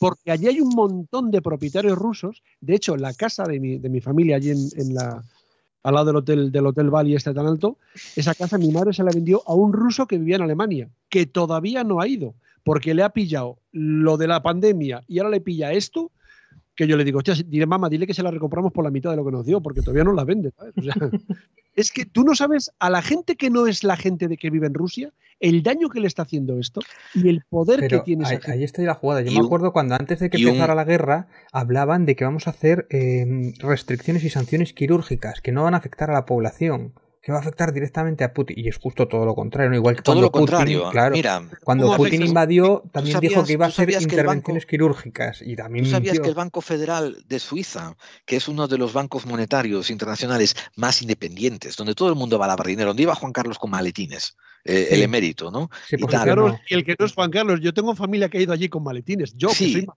que las ratas. O sea, debía de ser que había vuelos organizados para eso. Tú sabes que este banco, su representante Ignacio Cassis, ha hecho un comunicado diciendo que le han congelado todos los activos y las cuentas, tanto a Vladimir Putin como al ministro Mikhail Majustin, y a 367 otros individuos. Esto fue la semana pasada. Sí. Y a esto sí le sumas el hecho de que hay manifestaciones a pie de calle en Moscú, donde la policía... Para manifestarse en Moscú, que allí hay que tener... Si además arrestaron a 2.000... Arrestar. Arrestaron a 2.000 o 3.000 personas en una de estas manifestaciones. No, fíjate que ellos tienen cárceles, pero no les dan abasto a meter manifestantes. Dejarme decir varias cosas. A ver, yo insisto... No, es que hay muchas cosas aquí. Vamos a decir otra cosa nosotros. No, hay varias cosas. Primero que Rusia no tiene deuda, prácticamente. No tiene deuda con Estados Unidos. Prácticamente él quitó toda la deuda con Estados Unidos. Después, el tema de los pagos, tienes la criptomoneda, por ejemplo, o pagar con oro, y tiene a China como puente. Y después los oleoductos que va a fabricar hacia China, va a tenerlo como cliente. China está haciendo negocio, no está haciendo política. Entonces, si Rusia no está solvente, no lo va a hacer negocio. Pero dejarme terminar. Yo creo que Rusia, o sea, Putin esto lo tenía todo previsto. No. Lo único que yo veo que donde puede haber fallado es el tema de haber tocado a los oligarcas. El congelar el dinero a los oligarcas, que no lo tengo yo tan claro si lo van a hacer o si lo han hecho. Porque eso sí es una medida de presión. Sí, bueno, pero a ver qué oligarcas y de qué manera, porque ahí hay muchos intereses. Pero el tema de que Rusia... Espera, termino. El caso es que Rusia todo esto ya lo tenía previsto. Igual sí que se le ha demorado un poquito la invasión o se le habrá complicado un poquito más, pero el más listo de todo el eje y el que lo tiene más planificado es Putin. Veremos, vamos a darle un añito o dos, a ver en qué acaba. Que digas que lo tenía previsto. A mí los datos informativos me muestran que no tenía ni puta idea de toda esta que le iba a caer de sopapos económicos. Por ejemplo, la bolsa de Moscú... Si no tenía ni idea, ¿por qué finiquita la deuda con Estados Unidos, por ejemplo? ¿O por qué se monta su banco y sus movidas con otros países fuera del eje? Si él hubiera preparado esto, antes de entrar en Ucrania, hubiera congelado la bolsa de valores rusa para que no hubiera caído como cayó. Y no solo cayó, se desplomó y los activistas de los bancos suizos y los activistas de la BP y de las otras empresas petroleras están vendiendo sus acciones en pérdida. Y esto no lo vio venir. ¿Sabes lo que tuvieron que hacer hoy?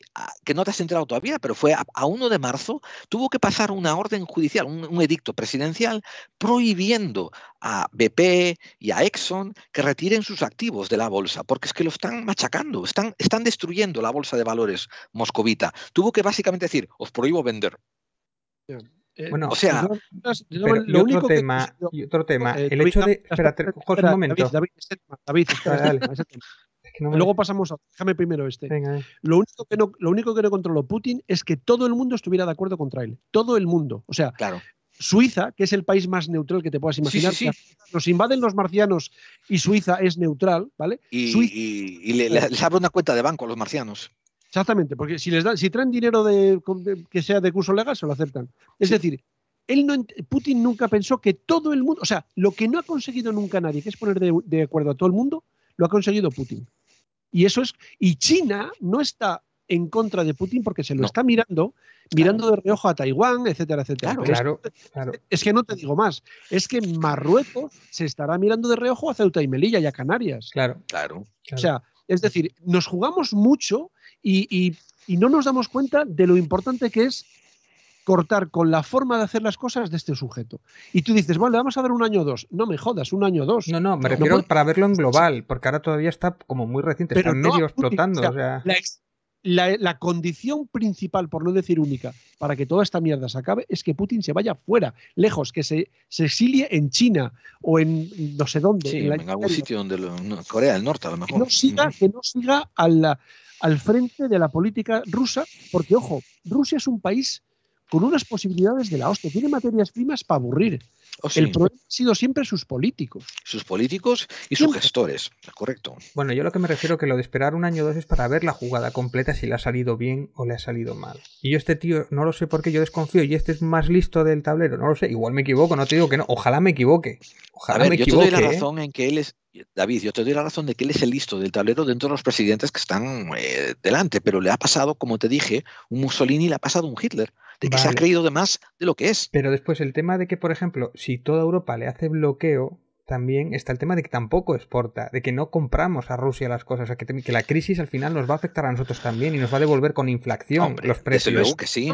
cambiar, Desde eso luego no que puede sí. cambiar la forma de hacerlo. Es decir, yo lo hemos hablado muchas veces entre amigos y tal, dependemos del petróleo de los moros y del gas de los rusos. Estamos jodidos. Es decir, José, sido te doy nuclear, unos datos. Te doy unos datos. Europa estaba importando el 65%, el 75% de su energía es importada y de esa el 40% era gas ruso. Que le comprábamos a Rusia, pero escucha este detalle, David.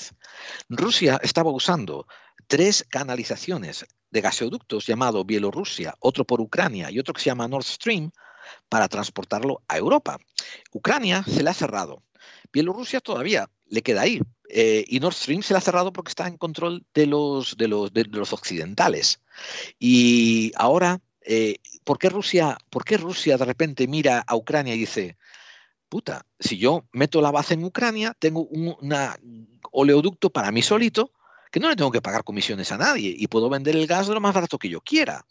España, de hecho, está importando el 70% de su gas de Rusia. Y esto no quiere decir que viene de Rusia directamente, sino que son compañías rusas las que lo mete a través de gasoductos y se lo vende a España. Ahora tenemos que, como dijo José, mirar por otras fuentes. Sí, la otra fuente es la OTAN o la otra fuente es que Estados Unidos lo va a vender un 40% más caro a Alemania, el mismo gas, y se lo va a llevar en barcos. Yo lo que tengo entendido es que la producción que no va a vender Rusia la va a vender Argelia, que tiene gas también para aburrir. Claro. Y que ese gas, si no puede llegar en oleoductos, porque encima tenemos el problema de Marruecos también, que están a la greña con Argelia, van a llegar en barco. En España hay 6 plantas de liquidificación de gas, es decir, digamos, a corto plazo el suministro está más o menos asegurado. Pero el problema es que hemos puesto casi todos los huevos en la misma cesta y se nos ha jodido. Es decir, Francia, ¿por qué no tiene problemas energéticos? Porque tiene 54 o 55 o 60 centrales nucleares. Es decir, la transición hacia las energías limpias se ha diseñado mal, creo yo. Es decir, tú no puedes cada vez necesitar más energía eléctrica y esperar que haya solo viento todos los días. Yo soy muy pronuclear. De hecho, sé lo que me vais a decir. ¿Qué vas a hacer con los residuos, los accidentes? En el mundo ha habido 2... Yo tengo el libro aquí de Alfredo García, de Operador Nuclear. A ver si lo tenemos un día, Gerald. Vale. En el mundo ha habido 2 accidentes nucleares graves. Bueno, ha habido más, pero graves realmente 2. Tienes a Fukushima y Chernobyl. Y deberíamos aprender de ellos. Por ejemplo, no lo pongáis al lado del mar. Ponerlo. Por ejemplo, claro. Pero bueno, claro. Japón lo tiene jodido porque es un archipiélago. Oye, pero si queremos depender únicamente de la energía que nosotros fabricáramos, nuestra dependencia sería menor. No quiero decir no comprar gas, no comprar petróleo. Claro que sí. Yo, por ejemplo, en la casona tengo caldera de leña, caldera de gasoil, caldera eléctrica. Es decir, yo tengo varias cestas con varios huevos. Así nunca me quedo sin huevos. No sé si me explico. Te explicas bien. Eres un hombre huevón. Esto... pero es un epíteto que la peña entiende, ¿sabes? No, otra cosa, datos que también os voy a dar. España le estaba vendiendo 500 millones anuales de euros de frutas y hortalizas a Rusia, que va a perder de venderlos ahora. Le está vendiendo también vino. El vino, sobre todo el vino de malísimas marcas, que nadie vendería en un antro de mala muerte, pues eso se lo mandan a Rusia y Rusia lo compraba. Está valorado entre 200 y 300 millones de euros anuales. El turismo ruso que venía también, que se carne porcina también, te cae cerca, en León, que parece ser que exportaban mucho para Rusia. Fíjate. Pero esto todo es dentro del tablero de geopolítica. O sea, me refiero... teniendo una comunidad tan grande como es la mitad de Occidente que está en contra de que lo que están haciendo, pues de lo que Rusia está haciendo, entre ellos se van a repartir el resto de las necesidades y va a haber beneficiarios, va a haber subidas, desde luego, ¿no? Porque para eso se hacen estos juegos, recordar lo que decimos siempre, marea revuelta, ganancia de pescadores. Entonces, estamos jodiendo el tablero de la geopolítica, alguien va a salir ganando.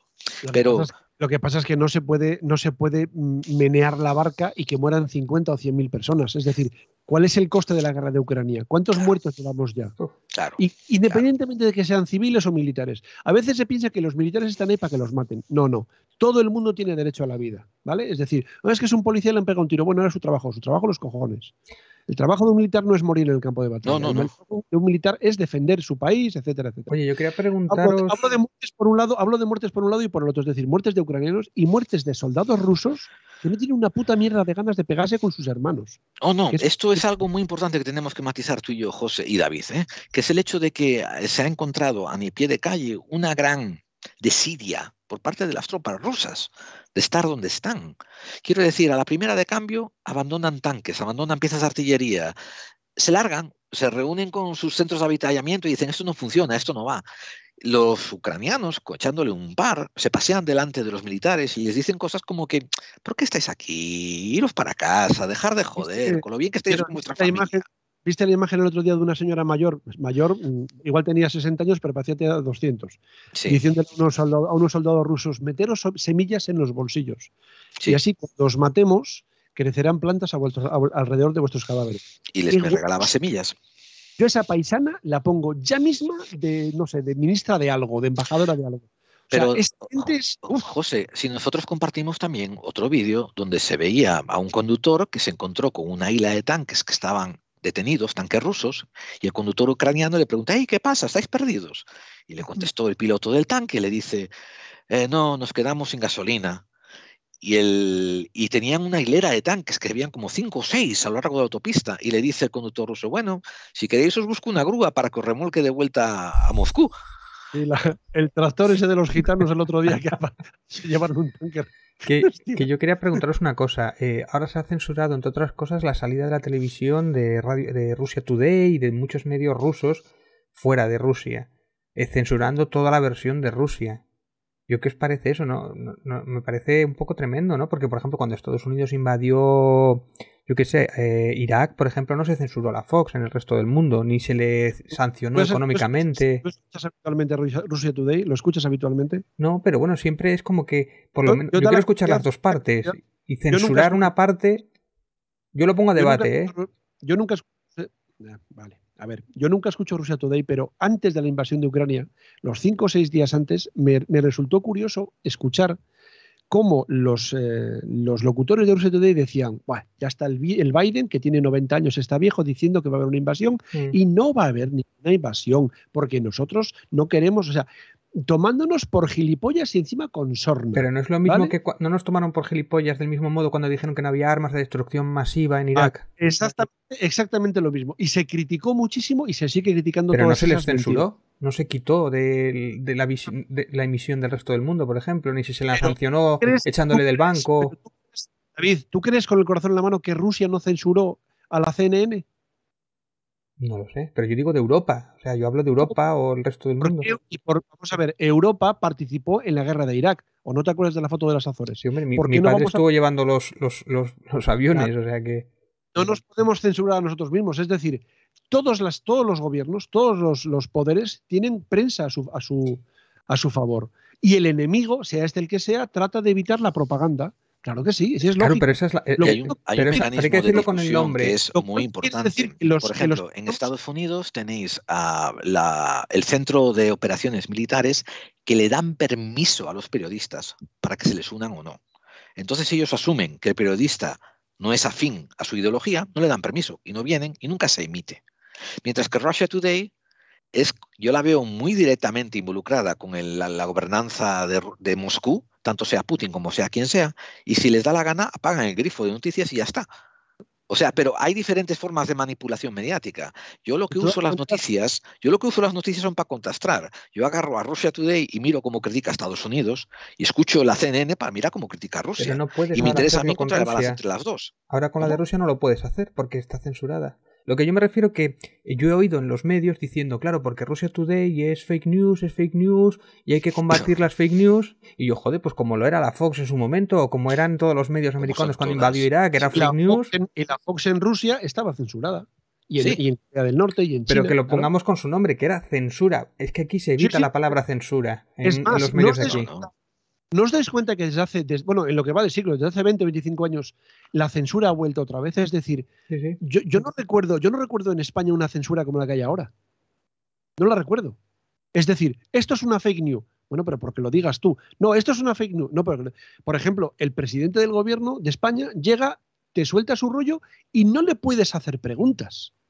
¿Dónde se ha visto que un periodista no puede hacer preguntas? No, bueno, este periodista que es de los míos sí puede hacer preguntas, claro. Pero este otro no. Joder, la censura ha vuelto. Es que el problema está, como lo hemos hablado ya David y yo, José, es que han secuestrado a la prensa. Perdón, no la han secuestrado, la han mercantilizado completamente. Y entonces, ¿y quién tiene las riendas de la mercantilización? Por lo general los gobiernos, por H o por B, por diferentes maneras. Tanto sea por permisos como con permitirles expansión y difusión. O sea que, una vez más, os recuerdo que yo no opino que hay que apagar la tele y dejar de oírla. Yo creo que hay que tenerla, escuchar a la CNN y escuchar a Russia Today para entender por dónde van los tiros. Quiero decir, entender por cómo nos están mintiendo. No creernos lo que nos dicen, sino nosotros ejercer nuestro sentido crítico sobre lo que nos están diciendo ellos.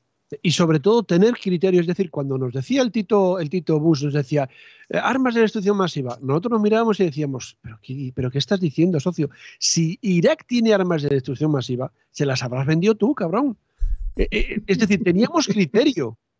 Ahora, si tú censuras Rusia Today, totalmente, tío, estás evitando que Rusia Today propague sus mentiras. Pero es que deberíamos escuchar esas mentiras y saber que son mentiras. Eso es lo que yo estoy diciéndote, sí, exactamente. Claro. Hay que escuchar lo que están diciendo para saber de qué pie cojean y por dónde tiran. Nos toman por gilipollas. Es decir, es que si estos pobrecitos que no tienen estudios, me cago en tu vida, tengo yo más estudios que todo el gobierno junto. ¿Sí? Si estos pobrecitos escuchan esto, les va a convencer. Déjame que tenga criterio. Déjame que me...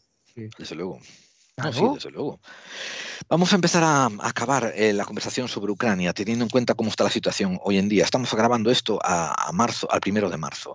Resulta que han convocado una reunión para hablar sobre un posible alto el fuego. Como decía José, que me gustó, a Rusia lo pilló con los pantalones bajos, diciendo, hostia, vamos a hacer esto. Acudieron, están diciendo que todavía no se han llegado a ningún consenso, pero un análisis que a mí me llegó a mi mesa y que yo estoy de acuerdo con él, es que, y que por lo que estoy escuchando, parece que José también está de acuerdo, ya que Rusia es un gigante con pies de barro. Ellos no están preparados para aguantar una resistencia a largo plazo por parte de Ucrania. Esto sí le añade las sanciones económicas que los han abofeteado más que a una estera, los han dejado más tontos que un cerebro derramado, tantos golpes que les han caído por todas partes financieros. Les añades también la falta de apoyo cultural y el inmenso cantidad de memes que han surgido en defensa de Ucrania. He visto un meme bellísimo donde se ve al presidente disfrazado de Capitán América y lo ponen Capitán Ucrania. Me llegó un meme donde llega una tipa metida dentro de un tanque y dicen, en Ucrania un trending topic es vídeos de TikTok de cómo secuestrar un tanque abandonado y llevártelo a tu resistencia. Sí. O sea, lo que es a pie de calle, se están convirtiendo en unos héroes los ucranianos por oponerse a esta resistencia rusa. Pero Gerald, perdóname, y tú imagínate que ahora hay un alto el fuego, se declara un alto el fuego y dice Rusia, venga, pero me cago en tu calavera, pero que habéis matado a 50, 60 mil personas, pero ¿cómo que vámonos? Tira para el hospital, no, para el Tribunal de la Haya. Habrá que juzgar esto de alguna manera. ¿Tú qué opinas en eso, José? ¿Tú crees que si ocurriese un alto el fuego ocurriría eso, lo de un tribunal internacional? Hombre, desde luego que Putin tiene que ir. Putin ha utilizado bombas termobáricas que están terminantemente prohibidas. Déjame hacerte una pregunta más concreta, José. ¿Tú crees que si hay un alto el fuego, tú crees que como están los presidentes y los dirigentes internacionales, moverían hacia eso? ¿Tú de verdad crees que lo moverían hacia eso? Ni de broma, pero digo que deberían hacerlo. Vale, estás hablando de lo que debería de ser, no de lo que va a ser. Es la inmunidad del botón nuclear que decíamos antes, ¿no? La inmunidad del botón nuclear y de los amigos de China, etcétera, que están detrás. Claro. Pero lo que no puede salirle es gratis esto, hostia. No estamos hablando de una tontería de, yo qué sé, con todos mis respetos, lo que pasó en Crimea, que bueno, venga, vale. Estamos hablando de que en 5 o 6 días allí tiene que haber 50 o 60 mil muertos por cada bando. Pero José, esto te digo en serio que un análisis realista para mí es lo que va a ocurrir. Quiero decir, probablemente se van a retirar cada uno para sus casas, van a enterrar a sus muertos y la mayor parte de reconstrucción que va a haber por parte de Rusia va a ser tener que restablecer sus contratos económicos. ¿Y vamos a volver otra vez a un statu quo como el anterior a la invasión entre Rusia y Ucrania? ¿Tú crees que eso es posible? O sea, yo creo que sí. Esos 50.000 muertos por un lado que odian a Putin y de esos 50.000 muertos por el otro que odian a Putin, ¿se lo van a tragar? Yo creo que sí, porque, vamos, te voy a decir por qué. Para empezar, esta fue una salida de olla como te dije, ególatra, egocéntrica por parte de Putin, y una vez que el comercio y la política internacional vuelva a su cauce, a los que de verdad mandan en el mundo de manera de manera globalista, les importa un huevo los entierros de los 50.000 y del resto de la gente. Gente como tú y como yo estaremos haciendo podcast, poniendo el puño al aire diciendo, ¡oh, los muertos! Pero a nivel global, enterrarlos y seguir para adelante hasta la próxima crisis. Yo voy a poner otro escenario. Yo creo que la posibilidad de que Ucrania se divida en dos y que haya ese colchón que separe de la OTAN, yo creo que es lo que van a buscar. Eso podía ocurrir antes de la invasión. Es decir, que la zona del este, la zona del Donbass, etcétera, se creara una especie de marca, como la marca hispánica, entre los territorios de los moros y el territorio de los cristianos, podía ocurrir antes de toda esta barbaridad. Después de todo esto y de ver cómo los ucranianos han reaccionado, que le han echado un valor, vamos, que ríete tú, yo creo que eso se acabó. No va a acabar, de ninguna manera va a acabar bien, de ninguna manera. Es decir, sobre todo bien con no puede acabar ya, o sea, no... Claro, si Putin dice, bueno, venga, va, me voy y me exilio en Corea del Norte. Y pone un gobierno títere en ese terreno, o sea, porque es lo que yo creo que se está negociando incluso, ¿eh? Si pone un gobierno títere, y no se nota mucho que es un gobierno títere, podríamos entenderlo.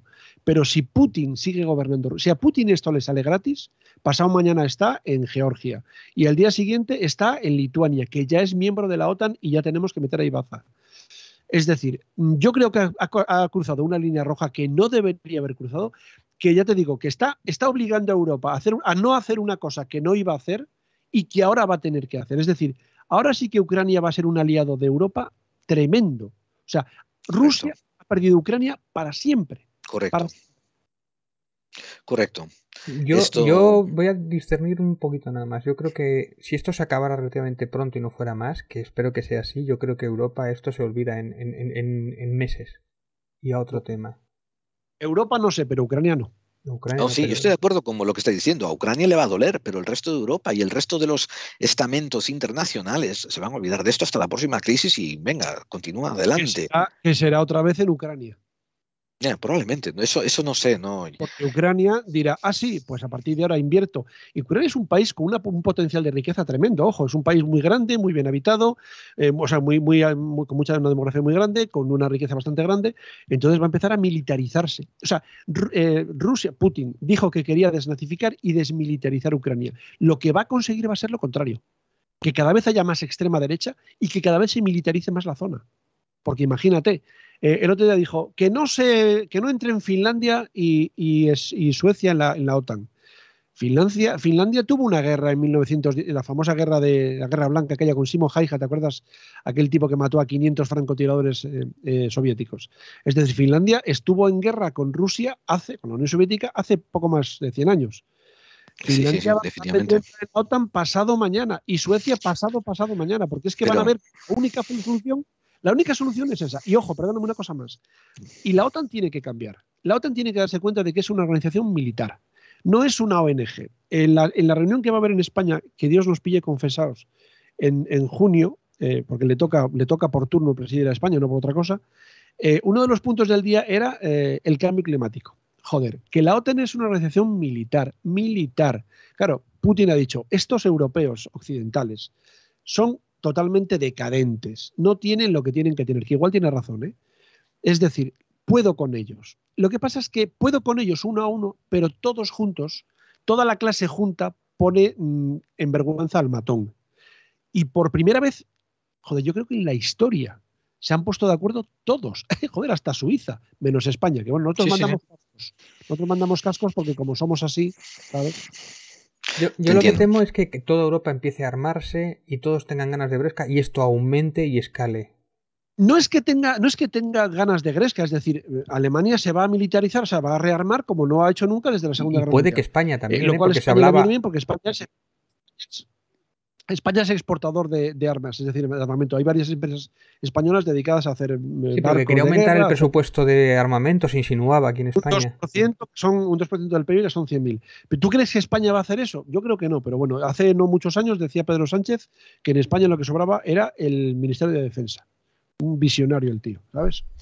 Bueno, lo que pasa es que cuando en un momento dado en que Europa esté militarizada, igual aparece un pirado en Alemania mismo que utiliza todo eso para volver. Es decir, se acabó el buenismo, se acabó el buen rollo.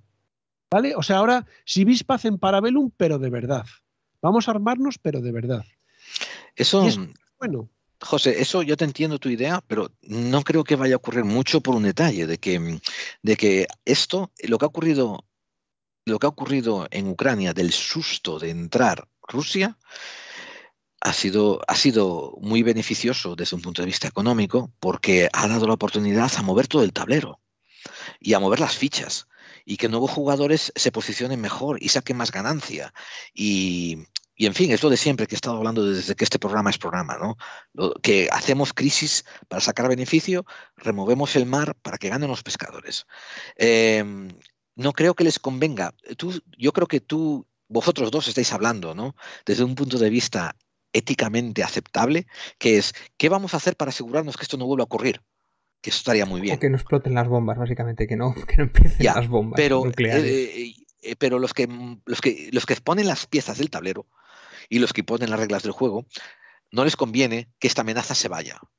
Eso sí, que haya diferente tipo de amenazas, que se mueva de lugar geográficamente, que se juegue de manera distinta. Sí, que salimos de una y entramos en otra. Desde luego. Amigos, llevamos 2 horas hablando, creo que hemos dilucidado muchísimas cosas, hemos dado muchos puntos de información y voy a decir otro detalle.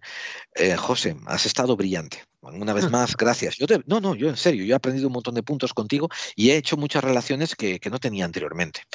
¿Cuándo me llega? ¿El cheque por todo esto cuando me llega? El cheque, lo siento. No, es que el cheque va por Ucrania y después pasa por Moscú. Claro, es que está el bloqueo ruso.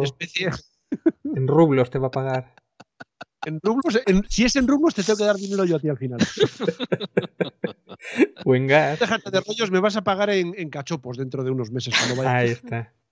Qué bien, qué bien.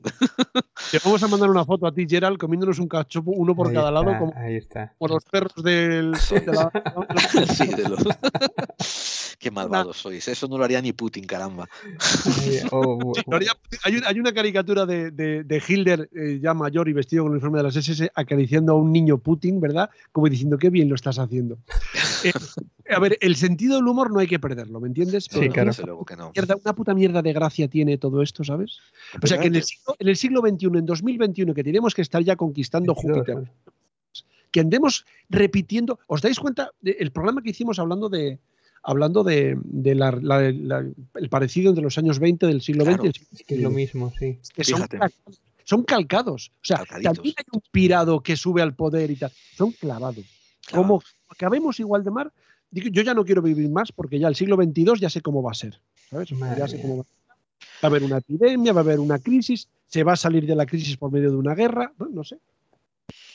Le recordamos a ti, José, y a toda la audiencia que llegados a finales de este mes comenzaremos a abrir la 7ª temporada de Clave 45 y que te vamos a traer a ti como nuestra estrella principal, invitada, y te vamos a echar la alfombra roja para un montón de tópicos. No estamos calentando todavía. Si sobrevivimos, sí. Si no hay una guerra nuclear o algo así, pues sí.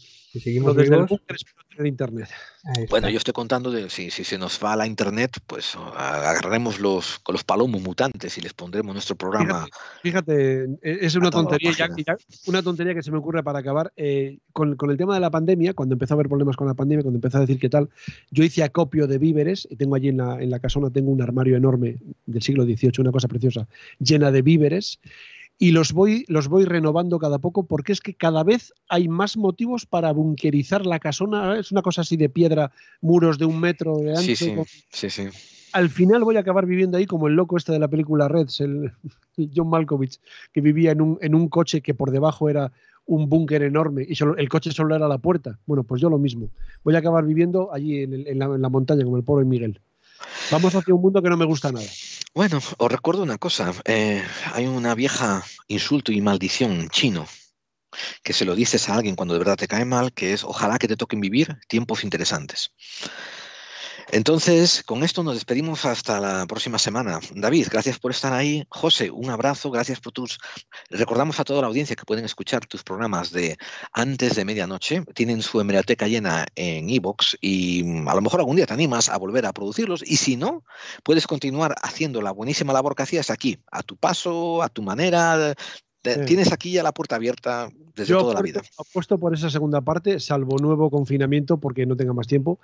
Pero de verdad que para cosas como esta no me tienes ni que avisar. Me llamas y yo ya estoy preparado, ¿sabes? O sea, mira, esto lo he hablado con algunos amigos. Es que lo que tú haces no tiene importancia y tal. Ya sé que no tiene, ya sé que Putin no escucha lo que digo yo. Pero de alguna manera tengo que sacarme los fantasmas que llevo dentro, ¿sabes? Y si me callo todo esto, al final acabo reventando. O sea, no puede ser que este tío nos esté marcando el paso como nos lo está marcando. Igual que no puede ser que nos lo marcara en su día pues el Tito Bush o Franco aquí en España. Es decir, no puede haber eso. Es decir, tenemos que gobernarnos nosotros, no los dictadores. Decía Platón que tenían que gobernarnos los aristos, los mejores. Joder, si estos son los mejores, estamos perdidos. Yo voy a citar a Anguita, ¿no? Que decía malditos... ¿Cómo eran? Malditas las guerras y aquellas que las hacen, ¿no? Vale, pues yo cito, ¿cómo se llamaba este? A Aquiles, cuando decía, ¿os imagináis una guerra en la que pelearan los reyes? Sería magnífico.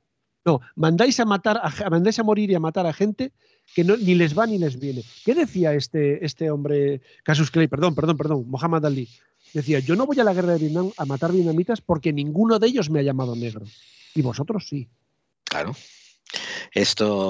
Con estas reflexiones hacemos un llamado a la paz. Recordamos una cosa más, de que digan lo que digan, Putin ha sido el agresor y Rusia ha sido el agresor siguiendo las órdenes de Putin en este contexto.